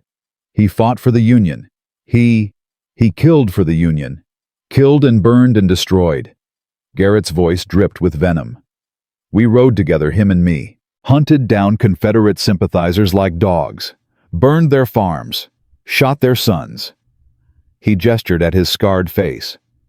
"I got this saving his life. And how did he repay me? By testifying against me when the army decided our methods were too extreme." "That's enough," Sam said. "Is it?" Does she know you're the reason I spent 5 years in prison? Does she know you're the reason I lost everything? You lost everything because you murdered innocent people, women and children. I had nothing to do with that. You were there. You were part of it. And I've been paying for that every day since." Sam's voice was raw. "But I won't let you use my guilt to justify what you did." Garrett's hand moved toward his gun, and time seemed to slow down. Clara saw Sam's hand move too, saw the calculation in both men's eyes, saw the moment when everything was about to go wrong. "Stop!" she shouted, stepping between them. "Both of you stop." "Clara, get out of the way," Sam said. "No, I won't let you do this." She turned to face Garrett, her heart pounding, but her voice steady. "Whatever happened between you two, it was a long time ago. Whatever you think Sam owes you killing him won't give it to you." Garrett stared at her, something flickering in his hard eyes. "You don't know what you're talking about." "I know that vengeance is a poison that destroys the person who carries it. I know that whatever crime Sam committed, he's been punishing himself ever since. And I know that if you kill him, you'll spend the rest of your life running, just like you've been running since you got out of prison." The street had gone quiet. Clara could feel the eyes of the entire town on her, watching, waiting. Garrett's hand hovered over his gun. For one terrible moment, Clara thought he was going to draw anyway. Then slowly he let his hand drop. "You've got spine, school teacher," he said. "I'll give you that." "Garrett?" Sam's voice was quieter now, less angry. "I'm sorry for what happened to you. I'm sorry for the parts I played. But it's over. Let it be over." Garrett looked at Sam for a long moment, something complicated moving behind his eyes. "It'll never be over," he said finally. "Not for me. But maybe—" He glanced at Clara, then back at Sam. "Maybe it doesn't have to end in blood." He turned his horse and rode away, his men following. Clara watched them go, her legs suddenly weak beneath her. Then Sam was there, his arms around her, holding her up. "You shouldn't have done that," he said, his voice shaking. "He could have killed you. But he didn't. Clara, he didn't." She looked up at him, seeing the fear and love and guilt all tangled together in his face. "And now it's over." Sam held her tighter, his face buried in her hair. "I don't deserve you." "Yes, you do." Clara pulled back to look at him. "Whatever you did in the war, whatever mistakes you made, you've spent 10 years atoning for them. You've spent 10 years punishing yourself. It's time to stop." "I don't know how." "Then let me help you. Let me love you. Let me show you that you're worth more than your worst moments." Sam's eyes were bright with unshed tears. "How did I get so lucky?" "You found me in a snowstorm," Clara said, smiling through her own tears. "Everything else just followed from there." The night before the wedding, Clara couldn't sleep. She lay in her narrow bed at the boarding house, staring at the ceiling, her mind racing through everything that had happened since that terrible day in the snow. 3 months. It had been 3 months since Ruth had pushed her off the wagon. 3 months since Sam had appeared out of the blizzard and changed her life forever. It felt like 3 years. It felt like 3 minutes. A soft knock at her door pulled her from her thoughts. "Clara." Ruth's voice hesitant. "Are you awake?" Clara rose and opened the door. Her sister stood in the hallway in her nightgown, her face pale in the moonlight filtering through the window. "I couldn't sleep either," Ruth said. "Can I come in?" Clara stepped aside, and Ruth entered, settling onto the edge of the bed while Clara took the chair by the window. "Tomorrow's the big day," Ruth said. "How do you feel?" "Terrified, happy, both at the same time." Ruth smiled, but it was tinged with sadness. "I felt the same way the night before I married Harold." "Did you love him?" "Really love him, I mean." Ruth was quiet for a moment. "I thought I did. Or maybe I just wanted to so badly that I convinced myself it was true." She looked at her hands folded in her lap. "He wasn't a bad man, Clara. Not at first. But the years changed him. The disappointments, the failures. He became someone I didn't recognize. I'm sorry. Don't be. I made my choices. I have to live with them. Ruth met her eyes. But you've made different choices. Better ones. Sam isn't Harold. Anyone can see that. How can you be so sure? Because of the way he looks at you, like you hung the moon and stars. Ruth's voice cracked slightly. Harold never looked at me like that, not even in the beginning. Clara felt her throat tighten. Ruth, I want you to be happy, Ruth interrupted. I know I don't have any right to want that after what I did, but I do. I want you to have everything I never had, everything I was too afraid to reach for. Clara crossed the room and sat beside her sister, taking Ruth's hands in hers. I forgave you, she said quietly. I meant it. Whatever happened between us, it's in the past. I know, but I haven't forgiven myself. I don't know if I ever will. Then let me help you, the way Sam is helping me. Clara squeezed her sister's hands. We've both made mistakes, Ruth. We've both been hurt, but we're still here. We still have a chance to do better. Ruth's eyes filled with tears. When did you become the wise one? Somewhere between freezing to death and falling in love. Clara smiled. It's been quite an education. They sat together in the quiet darkness, sisters bound by blood and betrayal, and something that might given time become trust again. Get some sleep, Ruth finally said, standing. You've got a big day tomorrow. So do you. You're standing up with me, remember? Ruth paused at the door, her expression soft with surprise. You still want me there? You're my sister. Where else would you be? Ruth nodded, blinking back tears. Thank you, Clara, for everything. After she left, Clara lay back down and closed her eyes. This time sleep came easily. The morning of the wedding dawned clear and cold. Clara dressed with trembling hands, helped by Dorothy and old Bess, who fussed over her hair and dress with the enthusiasm of women who rarely got to attend such occasions. You look beautiful, Dorothy said, stepping back to admire her work. Sam's going to fall over when he sees you. He better not, old Bess cackled. We don't want the groom unconscious at the altar.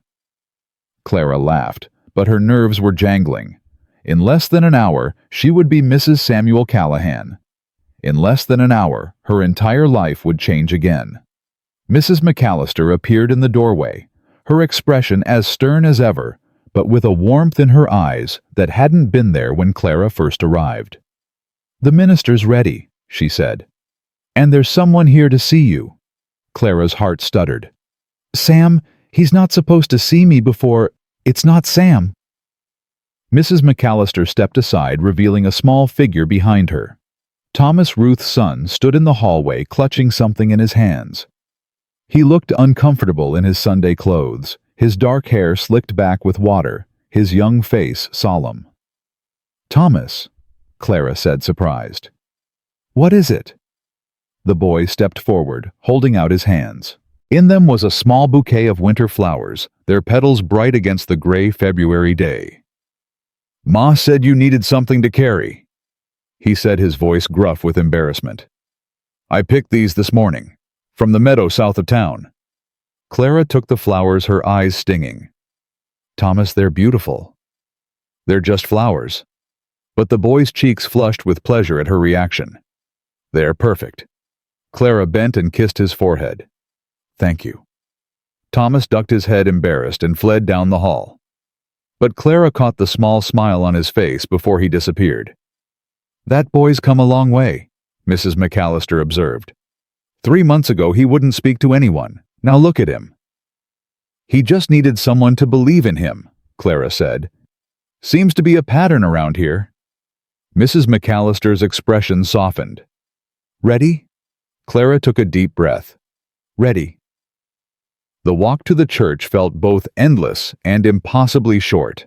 Clara moved through the snow-dusted streets of Elk Creek, flanked by the women who had become her unexpected family. Ruth walked beside her, their arms linked, their breath misting in the cold air. Mrs. McAllister led the way, her back straight and her step firm. Dorothy and old Bess followed behind, whispering and giggling like young girls. The townspeople had gathered along the route despite the cold. Some nodded in greeting. Others called out congratulations. Even Mrs. Patterson, who had been Clara's harshest critic, offered a small wave as they passed. "Word got around about what you did," Dorothy whispered. "Standing up to those outlaws. People respect that." "I just did what needed to be done." "That's what makes it impressive." They reached the church, and Clara's heart began to pound. Through the open doors, she could see the small congregation gathered inside. Sheriff Brody and his wife, Mayor Wilson and his family, Henry Porter from the general store, a handful of others who had welcomed her into their community despite the gossip and doubt. And there at the front of the church stood Sam. He was dressed in a new suit, his hair combed, his beard neatly trimmed. He looked so different from the rough mountain man who had found her in the snow that Clara almost didn't recognize him. But then he turned, and his eyes met hers, and she saw it, that look Ruth had described, like she hung the moon and stars. "Go on," Mrs. McAllister said, giving her a gentle push. "He's waiting." Clara walked up the aisle alone. She had no father to give her away, no family except the sister who walked behind her. But she didn't feel alone. She felt surrounded by love, buoyed by the impossible luck that had brought her to this moment. Sam reached out and took her hands as she reached the altar. His fingers were trembling, she realized. This strong, steady man, who had faced down outlaws and survived a war, was trembling because of her. "You came," he said, his voice rough. "Did you think I wouldn't? I was afraid I'd wake up and this would all be a dream." "It's not a dream." Clara squeezed his hands. "It's real. I'm real. And I'm not going anywhere."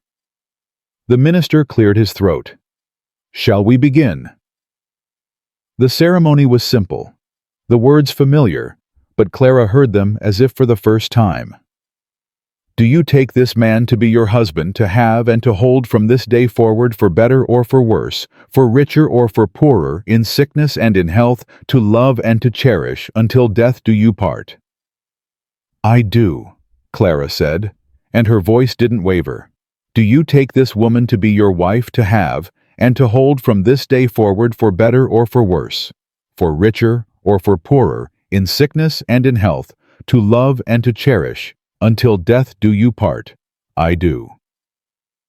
Sam's voice broke on the words, and Clara saw tears shining in his eyes. "I do." The minister smiled. "Then by the power vested in me, I pronounce you husband and wife. You may kiss the bride." Sam cupped Clara's face in his hands, his touch gentle, reverent. "I love you," he whispered. "I love you too." And then he kissed her, and the church erupted in cheers, and Clara felt her heart overflow with a joy so profound it almost hurt. She was married. She was home. She was exactly where she was meant to be. The celebration afterward was modest by city standards, but lavish by Elk Creek's. Mrs. Wilson from the hotel had prepared a wedding feast, and the entire town seemed to have contributed something. There was roast beef and fresh bread, apple pie and spiced cider, a small cake decorated with winter berries that Mrs. McAllister had baked herself. Clara sat beside Sam at the head table, her hand never leaving his, accepting congratulations and well wishes from an endless stream of guests. "I never thought I'd see this day," Sheriff Brody said, clapping Sam on the shoulder. "You of all people married, and to such a fine woman." He winked at Clara. "You've got your work cut out for you, Mrs. Callahan. This one's stubborn as a mule." "I'm aware," Clara laughed, "but I'm stubborn too." "Then you'll be just fine." As the evening wore on, the music started. Fiddle and guitar played by two of the local ranchers who fancied themselves musicians. Couples took to the small dance floor that had been cleared in the corner of the room. Sam stood and offered Clara his hand. "Dance with me." "I didn't know you could dance." "I can't, but I'm willing to try if you are." Clara took his hand and let him lead her to the floor.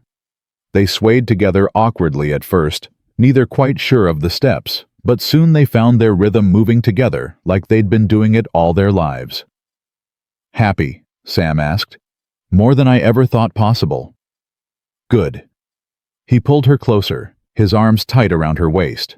"Because I plan to spend the rest of my life making sure it stays that way." Clara rested her head on his shoulder, breathing in the scent of him, leather and pine, and something uniquely Sam. "I still can't believe this is real." "Neither can I." His voice was low, meant only for her. 3 months ago, I was living alone in a cabin, talking to myself, convinced I'd never feel anything again. And now? He shook his head. Now I have everything I ever wanted. Everything I was afraid to want. Afraid? Wanting things means you can lose them. I learned that the hard way. Sam pulled back to look at her. "But you taught me something else. You taught me that not wanting things doesn't protect you. It just makes you lonely." "Sam, thank you," he said, his voice cracking, "for saving me." Clara reached up and touched his face. "You saved me first." "Did I? Sometimes I think it was the other way around." The music changed to something slower, sweeter. Clara let herself sink into Sam's arms, let the world fall away, until there was nothing but the two of them, moving together in the warm glow of the lanterns. "I want to show you something," Sam said suddenly. "Now. It's important." He took her hand and led her toward the door, pausing only to grab their coats from the hook by the entrance. The cold hit Clara like a wall as they stepped outside, but Sam's hand was warm in hers, and his presence beside her made the chill bearable. "Where are we going?" "Not far, just up the hill." They walked in silence through the snow, their breath misting in the moonlight. The sounds of the celebration faded behind them as they climbed, replaced by the quiet hush of a winter night. At the top of the hill, Sam stopped. Clara looked out over the valley below, silver and black in the moonlight, and caught her breath. "This is where I buried them," Sam said quietly. "Margaret and the baby. Right here under this tree." Clara's heart clenched. "Oh, Sam. I come here sometimes, to talk to them, to remember." He turned to face her, his expression vulnerable in a way she rarely saw. "I wanted you to know about this place. I wanted you to know that they existed, that they mattered." Of course they mattered. Some people would be jealous, would want me to forget them, to pretend they never happened. I'm not some people. Clara stepped closer, taking both his hands. "Margaret was your wife. She gave you a child. She was part of your life, and that makes her part of mine too. I don't want you to forget her. I don't want you to pretend she didn't exist." Sam's eyes glistened with tears. "She would have liked you, I think. The two of you were very different. But she would have seen your strength, your kindness. She would have been glad I found you." "I hope so." "I know so." Sam reached into his pocket and pulled out something small. A locket Clara saw tarnished with age. This was hers. "I want you to have it." "Sam, I couldn't." "Please." He pressed it into her hands. "It's not a replacement for her. Nothing could be. But it's a way of connecting the two parts of my life, the part before and the part after. You're my after, Clara. You're my future. But I need you to understand my past too." Clara opened the locket with trembling fingers. Inside was a small portrait, faded but still visible. A young woman with dark hair and gentle eyes, her face soft with what might have been love or hope or simply youth. "She was beautiful," Clara said. "She was. But so are you, in a different way, a way that's all your own." Clara closed the locket and pressed it to her heart. "I'll treasure this, always." "I know you will." They stood together on the hilltop, looking out over the valley where Margaret and her baby lay beneath the snow. Clara felt no jealousy, no resentment, only gratitude for the woman who had loved Sam first, who had given him memories worth keeping, who had made him the man he was today. "Thank you," she said, "for trusting me with this. Thank you for understanding." They walked back down the hill, hand in hand, returning to the warmth and light of the celebration. But something had shifted between them. Something had deepened. They were no longer just two people who had found each other in a blizzard. They were partners, bound by more than love, bound by the understanding that comes from sharing your deepest wounds. The party wound down as midnight approached. Clara found Ruth in the corner of the room, watching the festivities, with an expression that Clara couldn't quite read. "You're leaving tomorrow," Clara said, settling beside her. "Back to California. Thomas and I need to start over somewhere." Ruth paused. "Unless..." "Unless what?" "Unless you think we should stay." Ruth's voice was hesitant. "I know I don't deserve it. I know I've done nothing to earn a place here. But Thomas is happy in your school. He's learning. He's making friends. And I..." She trailed off. "You... what?" "I'm tired of running." Ruth met her eyes. "I'm tired of starting over in new places where no one knows me, where I have to pretend to be someone I'm not. Here people know what I did. They know the worst of me. And somehow that feels more honest than pretending to be perfect somewhere else." Clara considered her sister, seeing her perhaps for the first time. Not as the resentful woman who had made her childhood difficult, not as the bitter sister who had left her to die, but as a flawed human being struggling to find her way. "Stay," Clara said. "Really, really, Elk Creek needs good people. And despite everything, Ruth, you are a good person. You just forgot that for a while." Ruth's eyes filled with tears. "I don't know what to say." "Say you'll try. That's all any of us can do." Ruth nodded, wiping her eyes. "I'll try. I promise." Clara hugged her sister, feeling something that had been broken finally begin to mend. When Clara and Sam finally left the celebration, the moon was high and the streets were quiet. Sam lifted her into the wagon he'd borrowed for the occasion, then climbed up beside her and took the reins. The horse moved forward, carrying them away from the lights of town and toward the cabin that would now be their home. "Mrs. Callahan," Sam said, testing the name. "I like the sound of that." "So do I." Clara leaned against his shoulder, exhaustion and happiness mixing together in her chest. "It's been quite a day. Quite a few months, actually." "Yes," Clara smiled. "Quite a few months." The cabin appeared ahead of them, warm light glowing in the windows. Sam had left a fire burning, Clara realized, and lanterns lit. He'd wanted her to come home to warmth and welcome, not darkness and cold. "I have one more surprise," Sam said as they pulled up to the door. "Sam, you've done enough. Just one more." He helped her down from the wagon, then led her to the door. "Close your eyes." Clara obeyed, letting him guide her inside. She felt warmth on her face, smelled wood smoke, and something else, something floral. "Open them." Clara opened her eyes and gasped. The cabin had been transformed. Every surface was covered with winter flowers, the same kind Thomas had picked for her bouquet. Candles burned on every shelf and table, filling the space with soft, flickering light.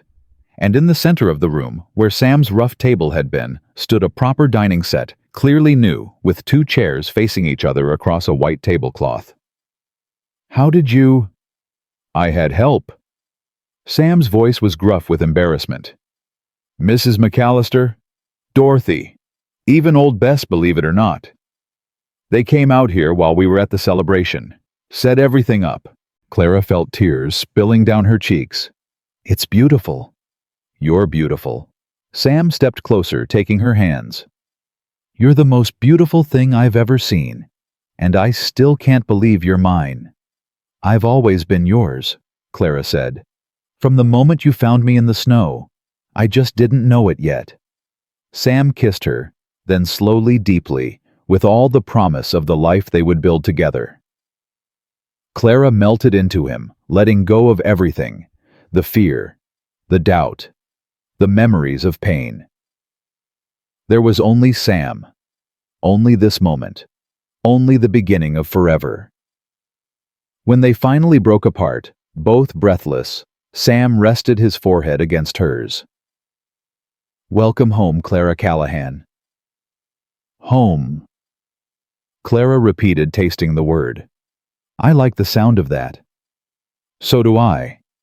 Sam smiled, that rare full smile that she'd come to treasure. "So do I." Outside, the wind picked up, sending snow swirling against the windows. But inside the cabin, there was only warmth, only light, only the quiet joy of two people who had found each other against impossible odds. Clara thought about all the moments that had led to this one. The wagon train, the betrayal, the blizzard, the stranger on horseback who had said, "You're coming with me." Every moment of pain had led to this. Every loss, every fear, every moment of despair. It had all been necessary, all been part of the path that brought her here, to this cabin, to this man, to this life that she never could have imagined. And for the first time, Clara understood that her story wasn't about being abandoned at all. It was about being found. Spring came slowly to Wyoming that year.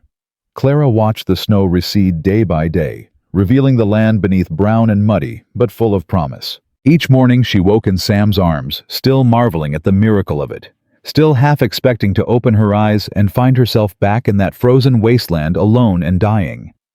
But each morning Sam was there, solid, real, hers.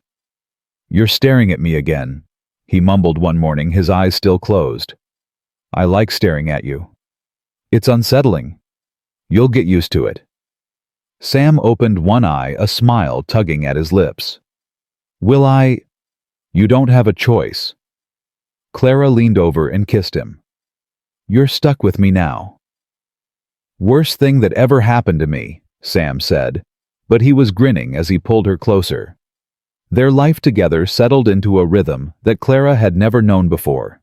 Sam rose early to check his trap lines and tend to the animals. Clara walked to town each day for her teaching duties, returning in the afternoon to find Sam already home, chopping wood or mending fences or simply waiting for her on the porch. "How were the children today?" he would ask. "Exhausting. Wonderful." Thomas read an entire chapter aloud without stumbling. "Ruth's boy." "The quiet one." "He's not so quiet anymore." Clara smiled. "He's got opinions about everything. Reminds me of someone." "I have no idea who you mean." They would eat supper together, talking about their days, about their plans, about nothing at all. And in the evenings they would sit by the fire, Clara reading aloud while Sam worked on some project or another, a new chair, a set of shelves, a cradle that neither of them mentioned directly, but both understood the meaning of. It was ordinary, it was peaceful, it was everything Clara had never dared to hope for. But not everything was perfect. Some nights, Sam still woke screaming, caught in the grip of nightmares that no amount of love could chase away. Clara would hold him through the worst of it, whispering soothing words, until his breathing steadied and his trembling stopped. "I'm sorry," he would say afterward every time. "I'm sorry you have to see me like this." "Don't apologize, not ever. It's been 15 years. You'd think I'd be over it by now." "Some things you don't get over," Clara said. "You just learn to carry them differently." Sam looked at her, his eyes dark with old pain. "How do you always know the right thing to say?" "I don't. I just say what's true." The nightmares didn't stop entirely, but they became less frequent as the weeks passed. Sam began to sleep through the night more often than not, his body finally learning that it was safe, that he was home, that he didn't have to keep watch anymore. Clara noticed other changes too. The way he smiled more easily. The way he laughed, a full, genuine sound that she treasured every time she heard it. The way he touched her, not just with passion, but with tenderness, with reverence, with something that looked like gratitude. "I never thought I'd have this," he told her one night, his voice soft in the darkness. "A home, a wife, a reason to wake up in the morning. What did you think you'd have? Nothing. Just more years of the same. Surviving without living. He turned to face her. You changed everything, Clara. Everything. You changed me too. How? Clara thought about the question. Before you found me, I thought I knew what I was worth, which was nothing. My aunt and uncle made that clear. My sister made it clear. Even Thomas in his own way made it clear when he died and left me alone. That's not fair. He didn't choose to die. I know, but grief isn't fair. It doesn't follow the rules. Clara took a breath. The point is, I believed I was worthless. I believed I deserved to be left behind. And then you came along and looked at me like I was something precious, something worth saving. You are precious. You are worth saving. I know that now, because of you. Sam kissed her forehead, her cheeks, her lips. We saved each other, he said. That's what matters. In late April, Clara realized she was pregnant.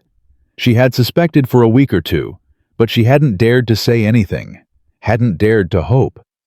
After losing 2 babies before they were ever born, hope felt like a dangerous thing. But when she finally told Sam, his reaction swept away all her fears. A baby.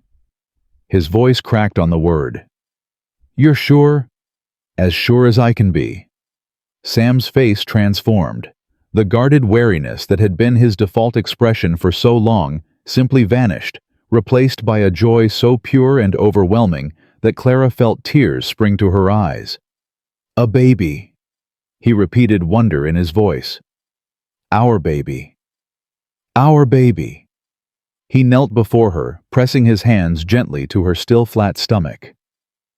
Hello in there, he whispered. I'm your father. I know I'm probably not what you're expecting. I'm rough around the edges. I don't know much about being a parent, but I promise you this. His voice broke. I promise I will love you with everything I have. I will protect you. I will be there for you every day for the rest of my life. Clara ran her fingers through his hair, her heart so full it ached. You're going to be a wonderful father, Sam. You really think so? I know so. He looked up at her, his eyes bright with unshed tears. I'm scared, Clara. What if something goes wrong? What if I lose you both, like I lost? Don't. Clara knelt down to face him. Don't go there. I know you're scared. I'm scared too. But we can't live in fear of what might happen. We have to live in hope of what could be. When did you get so wise? I had a good teacher. Clara smiled. A stubborn mountain man who taught me that surviving isn't enough. You have to actually live. Sam pulled her into his arms, holding her tight. I love you, he said. I love you so much it terrifies me. Love is supposed to be terrifying. It's supposed to be bigger than you can handle. That's how you know it's real. The news spread quickly through Elk Creek. Mrs. McAllister was the first to know after Clara nearly fainted during a visit to the boarding house. The older woman took one look at her, demanded to know when her last monthly had been, and then surprised Clara by bursting into tears. Mrs. McAllister, are you all right? I'm fine, child. She wiped her eyes. I'm just happy for you. You deserve this, after everything. Thank you. Now sit down and let me make you some tea. You need to rest more. Growing a baby is hard work. Ruth's reaction was more complicated. Clara found her sister in the kitchen of the boarding house, scrubbing pots with unnecessary vigor. Her face was pale, her movements jerky. You heard, Clara said. Everyone's heard. Ruth didn't look up from her scrubbing. Congratulations. Ruth, look at me. Ruth set down the pot and turned her expression carefully neutral. But Clara could see the pain underneath the barely hidden grief. I'm happy for you, Ruth said. Truly, I am. But nothing. Ruth, her sister's composure cracked. I lost 3 children, Clara. 3. And here you are getting everything you ever wanted while I... She stopped, pressing her hand to her mouth. Clara crossed the kitchen and pulled her sister into a hug. I know it's not fair. I know it hurts to see me happy when you've lost so much. I don't begrudge you your happiness. I don't. It's just hard. So hard. Ruth was crying now, her body shaking with sobs. I wanted more children. After the 3 I lost, I wanted to try again. But Harold said we couldn't afford it. Said we had enough mouths to feed. And now he's gone and they're gone and I'll never... You don't know that. I'm 35, Clara. Who's going to want a 35-year-old widow with a half-grown son? Someone who sees your worth. Someone who looks past your age and your circumstances and sees the woman you are. That's a fairy tale. So was a mountain man saving a frozen woman from a blizzard. And look how that turned out. Ruth laughed through her tears. You're impossible, you know that. I learned from you. They held each other in the kitchen, 2 sisters who had hurt each other deeply, but were learning slowly to heal. I want you to be the godmother, Clara said. When the baby comes. Will you? Ruth pulled back her eyes wide. You can't be serious. I've never been more serious. After everything I did, after I left you to die. Because of everything we've survived. Because you're my sister. Because no matter what happened between us, we're family. Real family. The kind you choose. Ruth's face crumpled. I don't deserve this. Maybe not, but I'm offering it anyway. Clara took her sister's hands. We can't change the past, Ruth. We can only choose what we do with the future. I choose to forgive. I choose to move forward. Will you choose that too? Ruth was silent for a long moment. Then slowly she nodded. Yes, she whispered. I choose that too. The summer was the happiest of Clara's life. Her belly grew round and full. Sam became increasingly protective, insisting she rest more work, less let him handle the heavy chores. Clara found his hovering both annoying and endearing. I'm pregnant, not dying, she told him after he tried to carry her up the porch steps for the 3rd time that week. I know. I just want to help. Then help by trusting me to know my own limits. Sam's expression was mulish. What if something happens? What if nothing happens? What if everything is fine? Clara cupped his face in her hands. Sam, I know you're scared. I know you lost Margaret during childbirth, but I'm not Margaret. This isn't the same. I know that. Do you? Because every time I so much as cough, you look like you're about to fall apart. Sam's jaw tightened. I can't lose you. I can't. You won't. You don't know that. You can't promise that. No, I can't. But I can promise to do everything in my power to stay safe, to take care of myself, to let you help when I need it. Clara softened her voice. Can that be enough? Sam was silent for a long moment. Then slowly, the tension drained from his shoulders. It'll have to be, he said, because I don't have any other choice. You always have a choice. You're choosing to trust me, to trust us. That's all any of us can do. Sam pulled her close, his arms gentle around her swollen belly. I don't know how to do this. How to be a father. How to be the man you need me to be. You already are the man I need. You just don't see it yet. The baby came in late October, 3 weeks earlier than expected. Clara was at the cabin when the pain started Sam out checking his trap lines. She tried not to panic as the contractions grew stronger, more frequent. She tried to remember everything Mrs. McAllister had told her about childbirth, but nothing had prepared her for the reality of it. The pain that felt like being torn apart from the inside. The fear that something was wrong, that she would die here alone, that the baby would die with her. She managed to get to the door to wave down a passing rider who happened to be Sheriff Brody on his rounds. Sam, she gasped. Get Sam. Everything after that was a blur. She remembered being carried back inside. Remembered Mrs. McAllister arriving, her face grim but calm. Remembered Ruth holding her hand, telling her to breathe, telling her to push. Remembered the pain, Endless waves of it, and the desperate need to make it stop.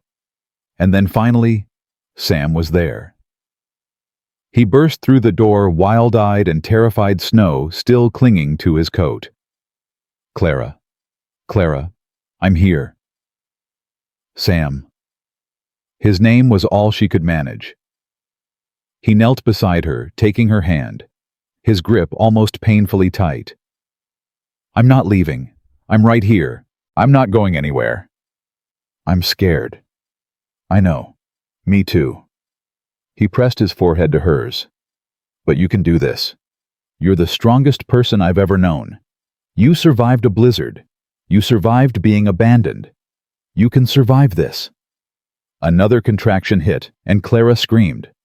"Push!" Mrs. McAllister commanded. "Push, Clara. The baby's coming." Clara pushed. Pushed through the pain, the fear, the exhaustion. Pushed with everything she had left. And then finally, a cry. Not her own cry, a baby's cry. "It's a girl," Mrs. McAllister announced, her voice thick with emotion. "A healthy baby girl." Clara collapsed back against the pillows, tears streaming down her face. "A girl. Is she all right? Is she?" "She's perfect." Mrs. McAllister placed the tiny squalling bundle in Clara's arms. "Absolutely perfect." Clara looked down at her daughter, at the scrunched red face, and tiny fists, and impossibly small fingers. Her daughter. Hers and Sam's. "Sam," she whispered. "Look." Sam was crying. Openly, unashamedly crying, tears cutting tracks through the dust on his face. "She's beautiful," he said, his voice broken. "She looks like you. She has your eyes." "Does she?"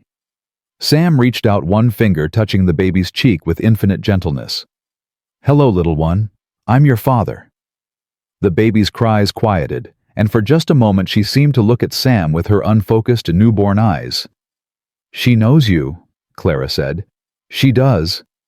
"Of course. She's been listening to your voice for months. She knows her daddy." Sam made a sound that was half laugh, half sob. "Her daddy? I'm her daddy." "You are, and you're going to be the best daddy she's ever had." "I'm going to be the only daddy she's ever had." "Then you better make it count." Sam leaned down and kissed Clara's forehead, then the baby's. "I will. I promise." They named her Margaret Rose Callahan. Margaret for the wife Sam had lost. Rose for Clara's mother, who had taught her that education could set you free. A name that honored the past while looking toward the future. "Are you sure?" Sam asked when Clara suggested it. "About Margaret, I mean." "I'm sure.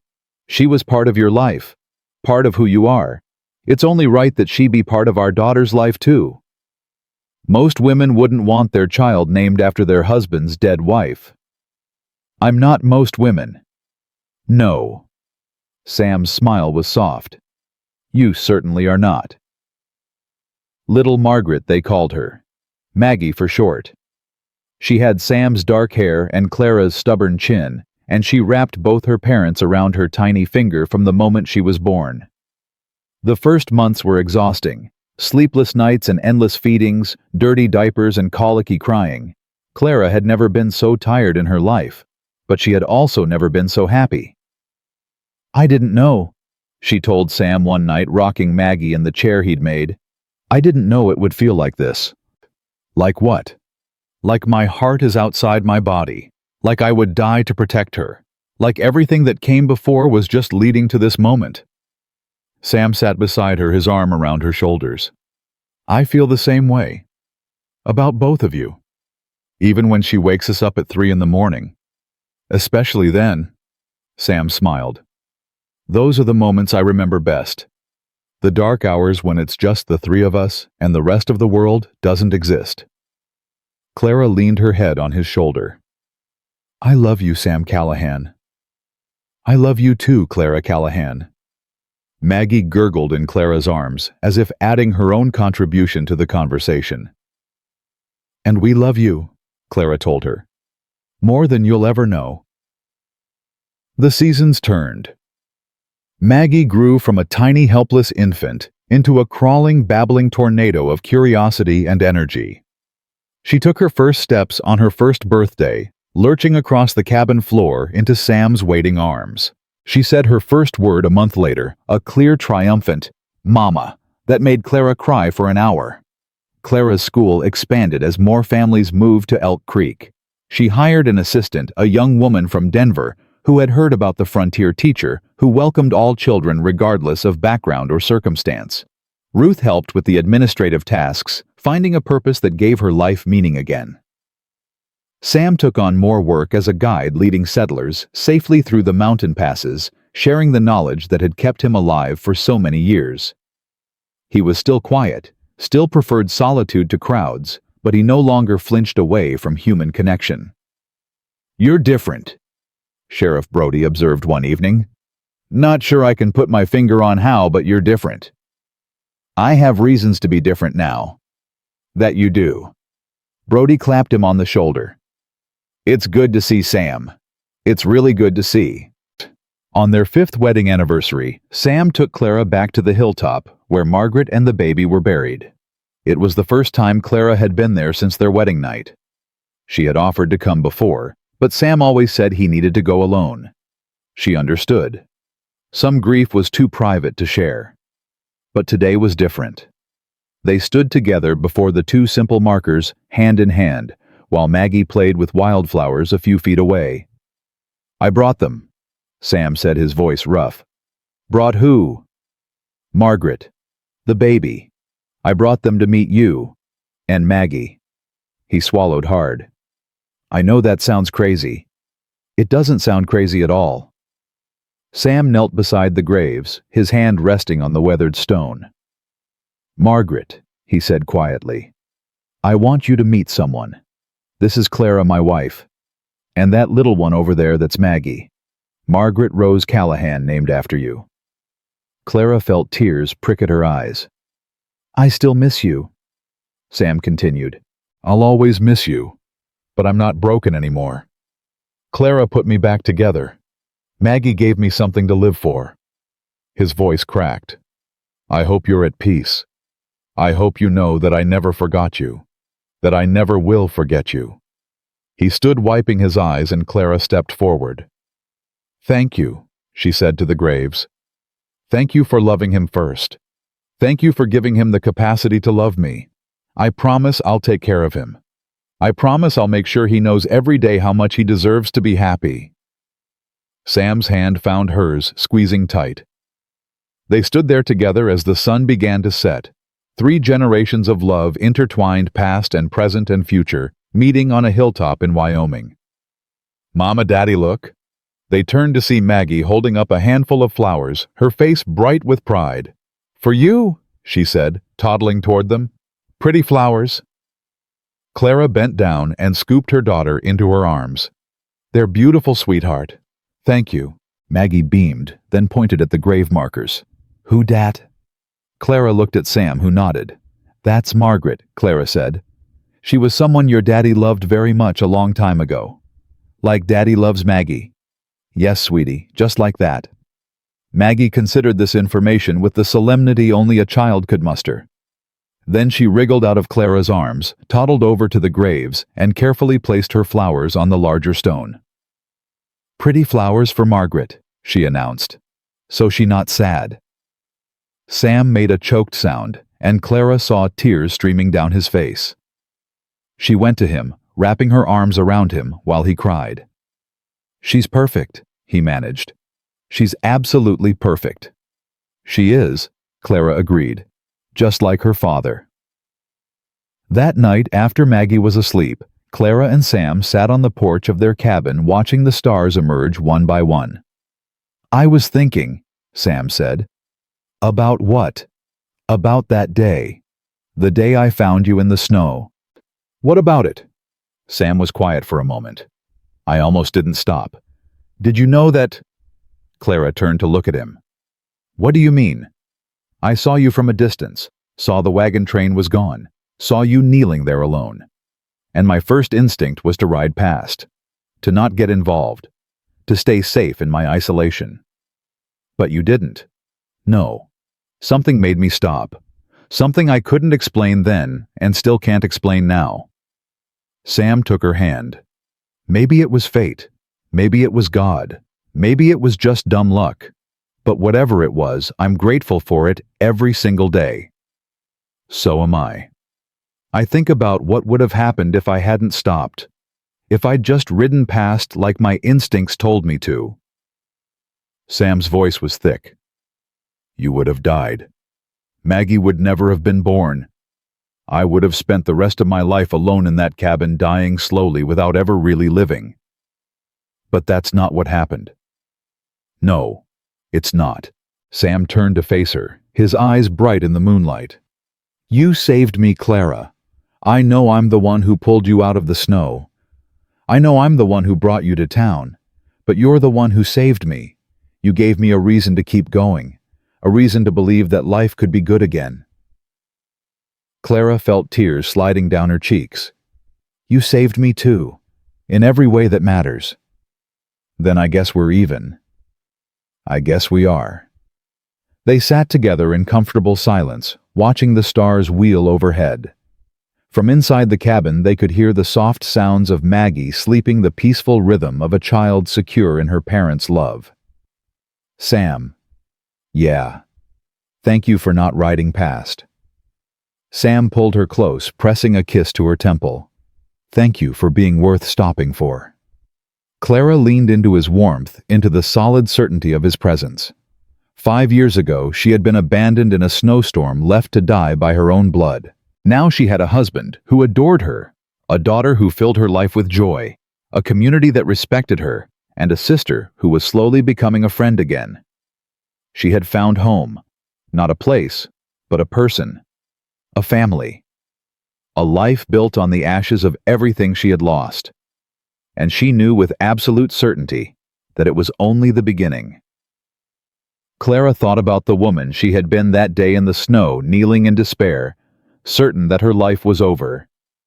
She thought about all the moments of fear and doubt, the times she had wondered if she was making a mistake, if she was worthy of the love she had found.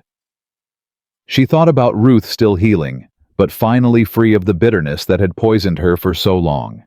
About Thomas, now 15, and planning to become a teacher himself. About Mrs. McAllister and Dorothy, and all the others who had welcomed her when she had nothing to offer but herself. And she thought about Sam. Her Sam. The mountain man who had ridden out of a blizzard and changed her life forever. I love you. She said the words, feeling new even after 5 years. I love you too. Forever. Sam smiled, that rare, full smile that still made her heart skip. Forever. Clara rested her head on his shoulder and closed her eyes, letting the peace of the moment wash over her. She had been left behind to die abandoned by her own blood in the cruelest possible way. But she had not died. She had risen. She had loved. She had built a life beyond anything she had ever dreamed possible. And in the end, being left behind was the best thing that had ever happened to her. Because it led her straight into the arms of forever.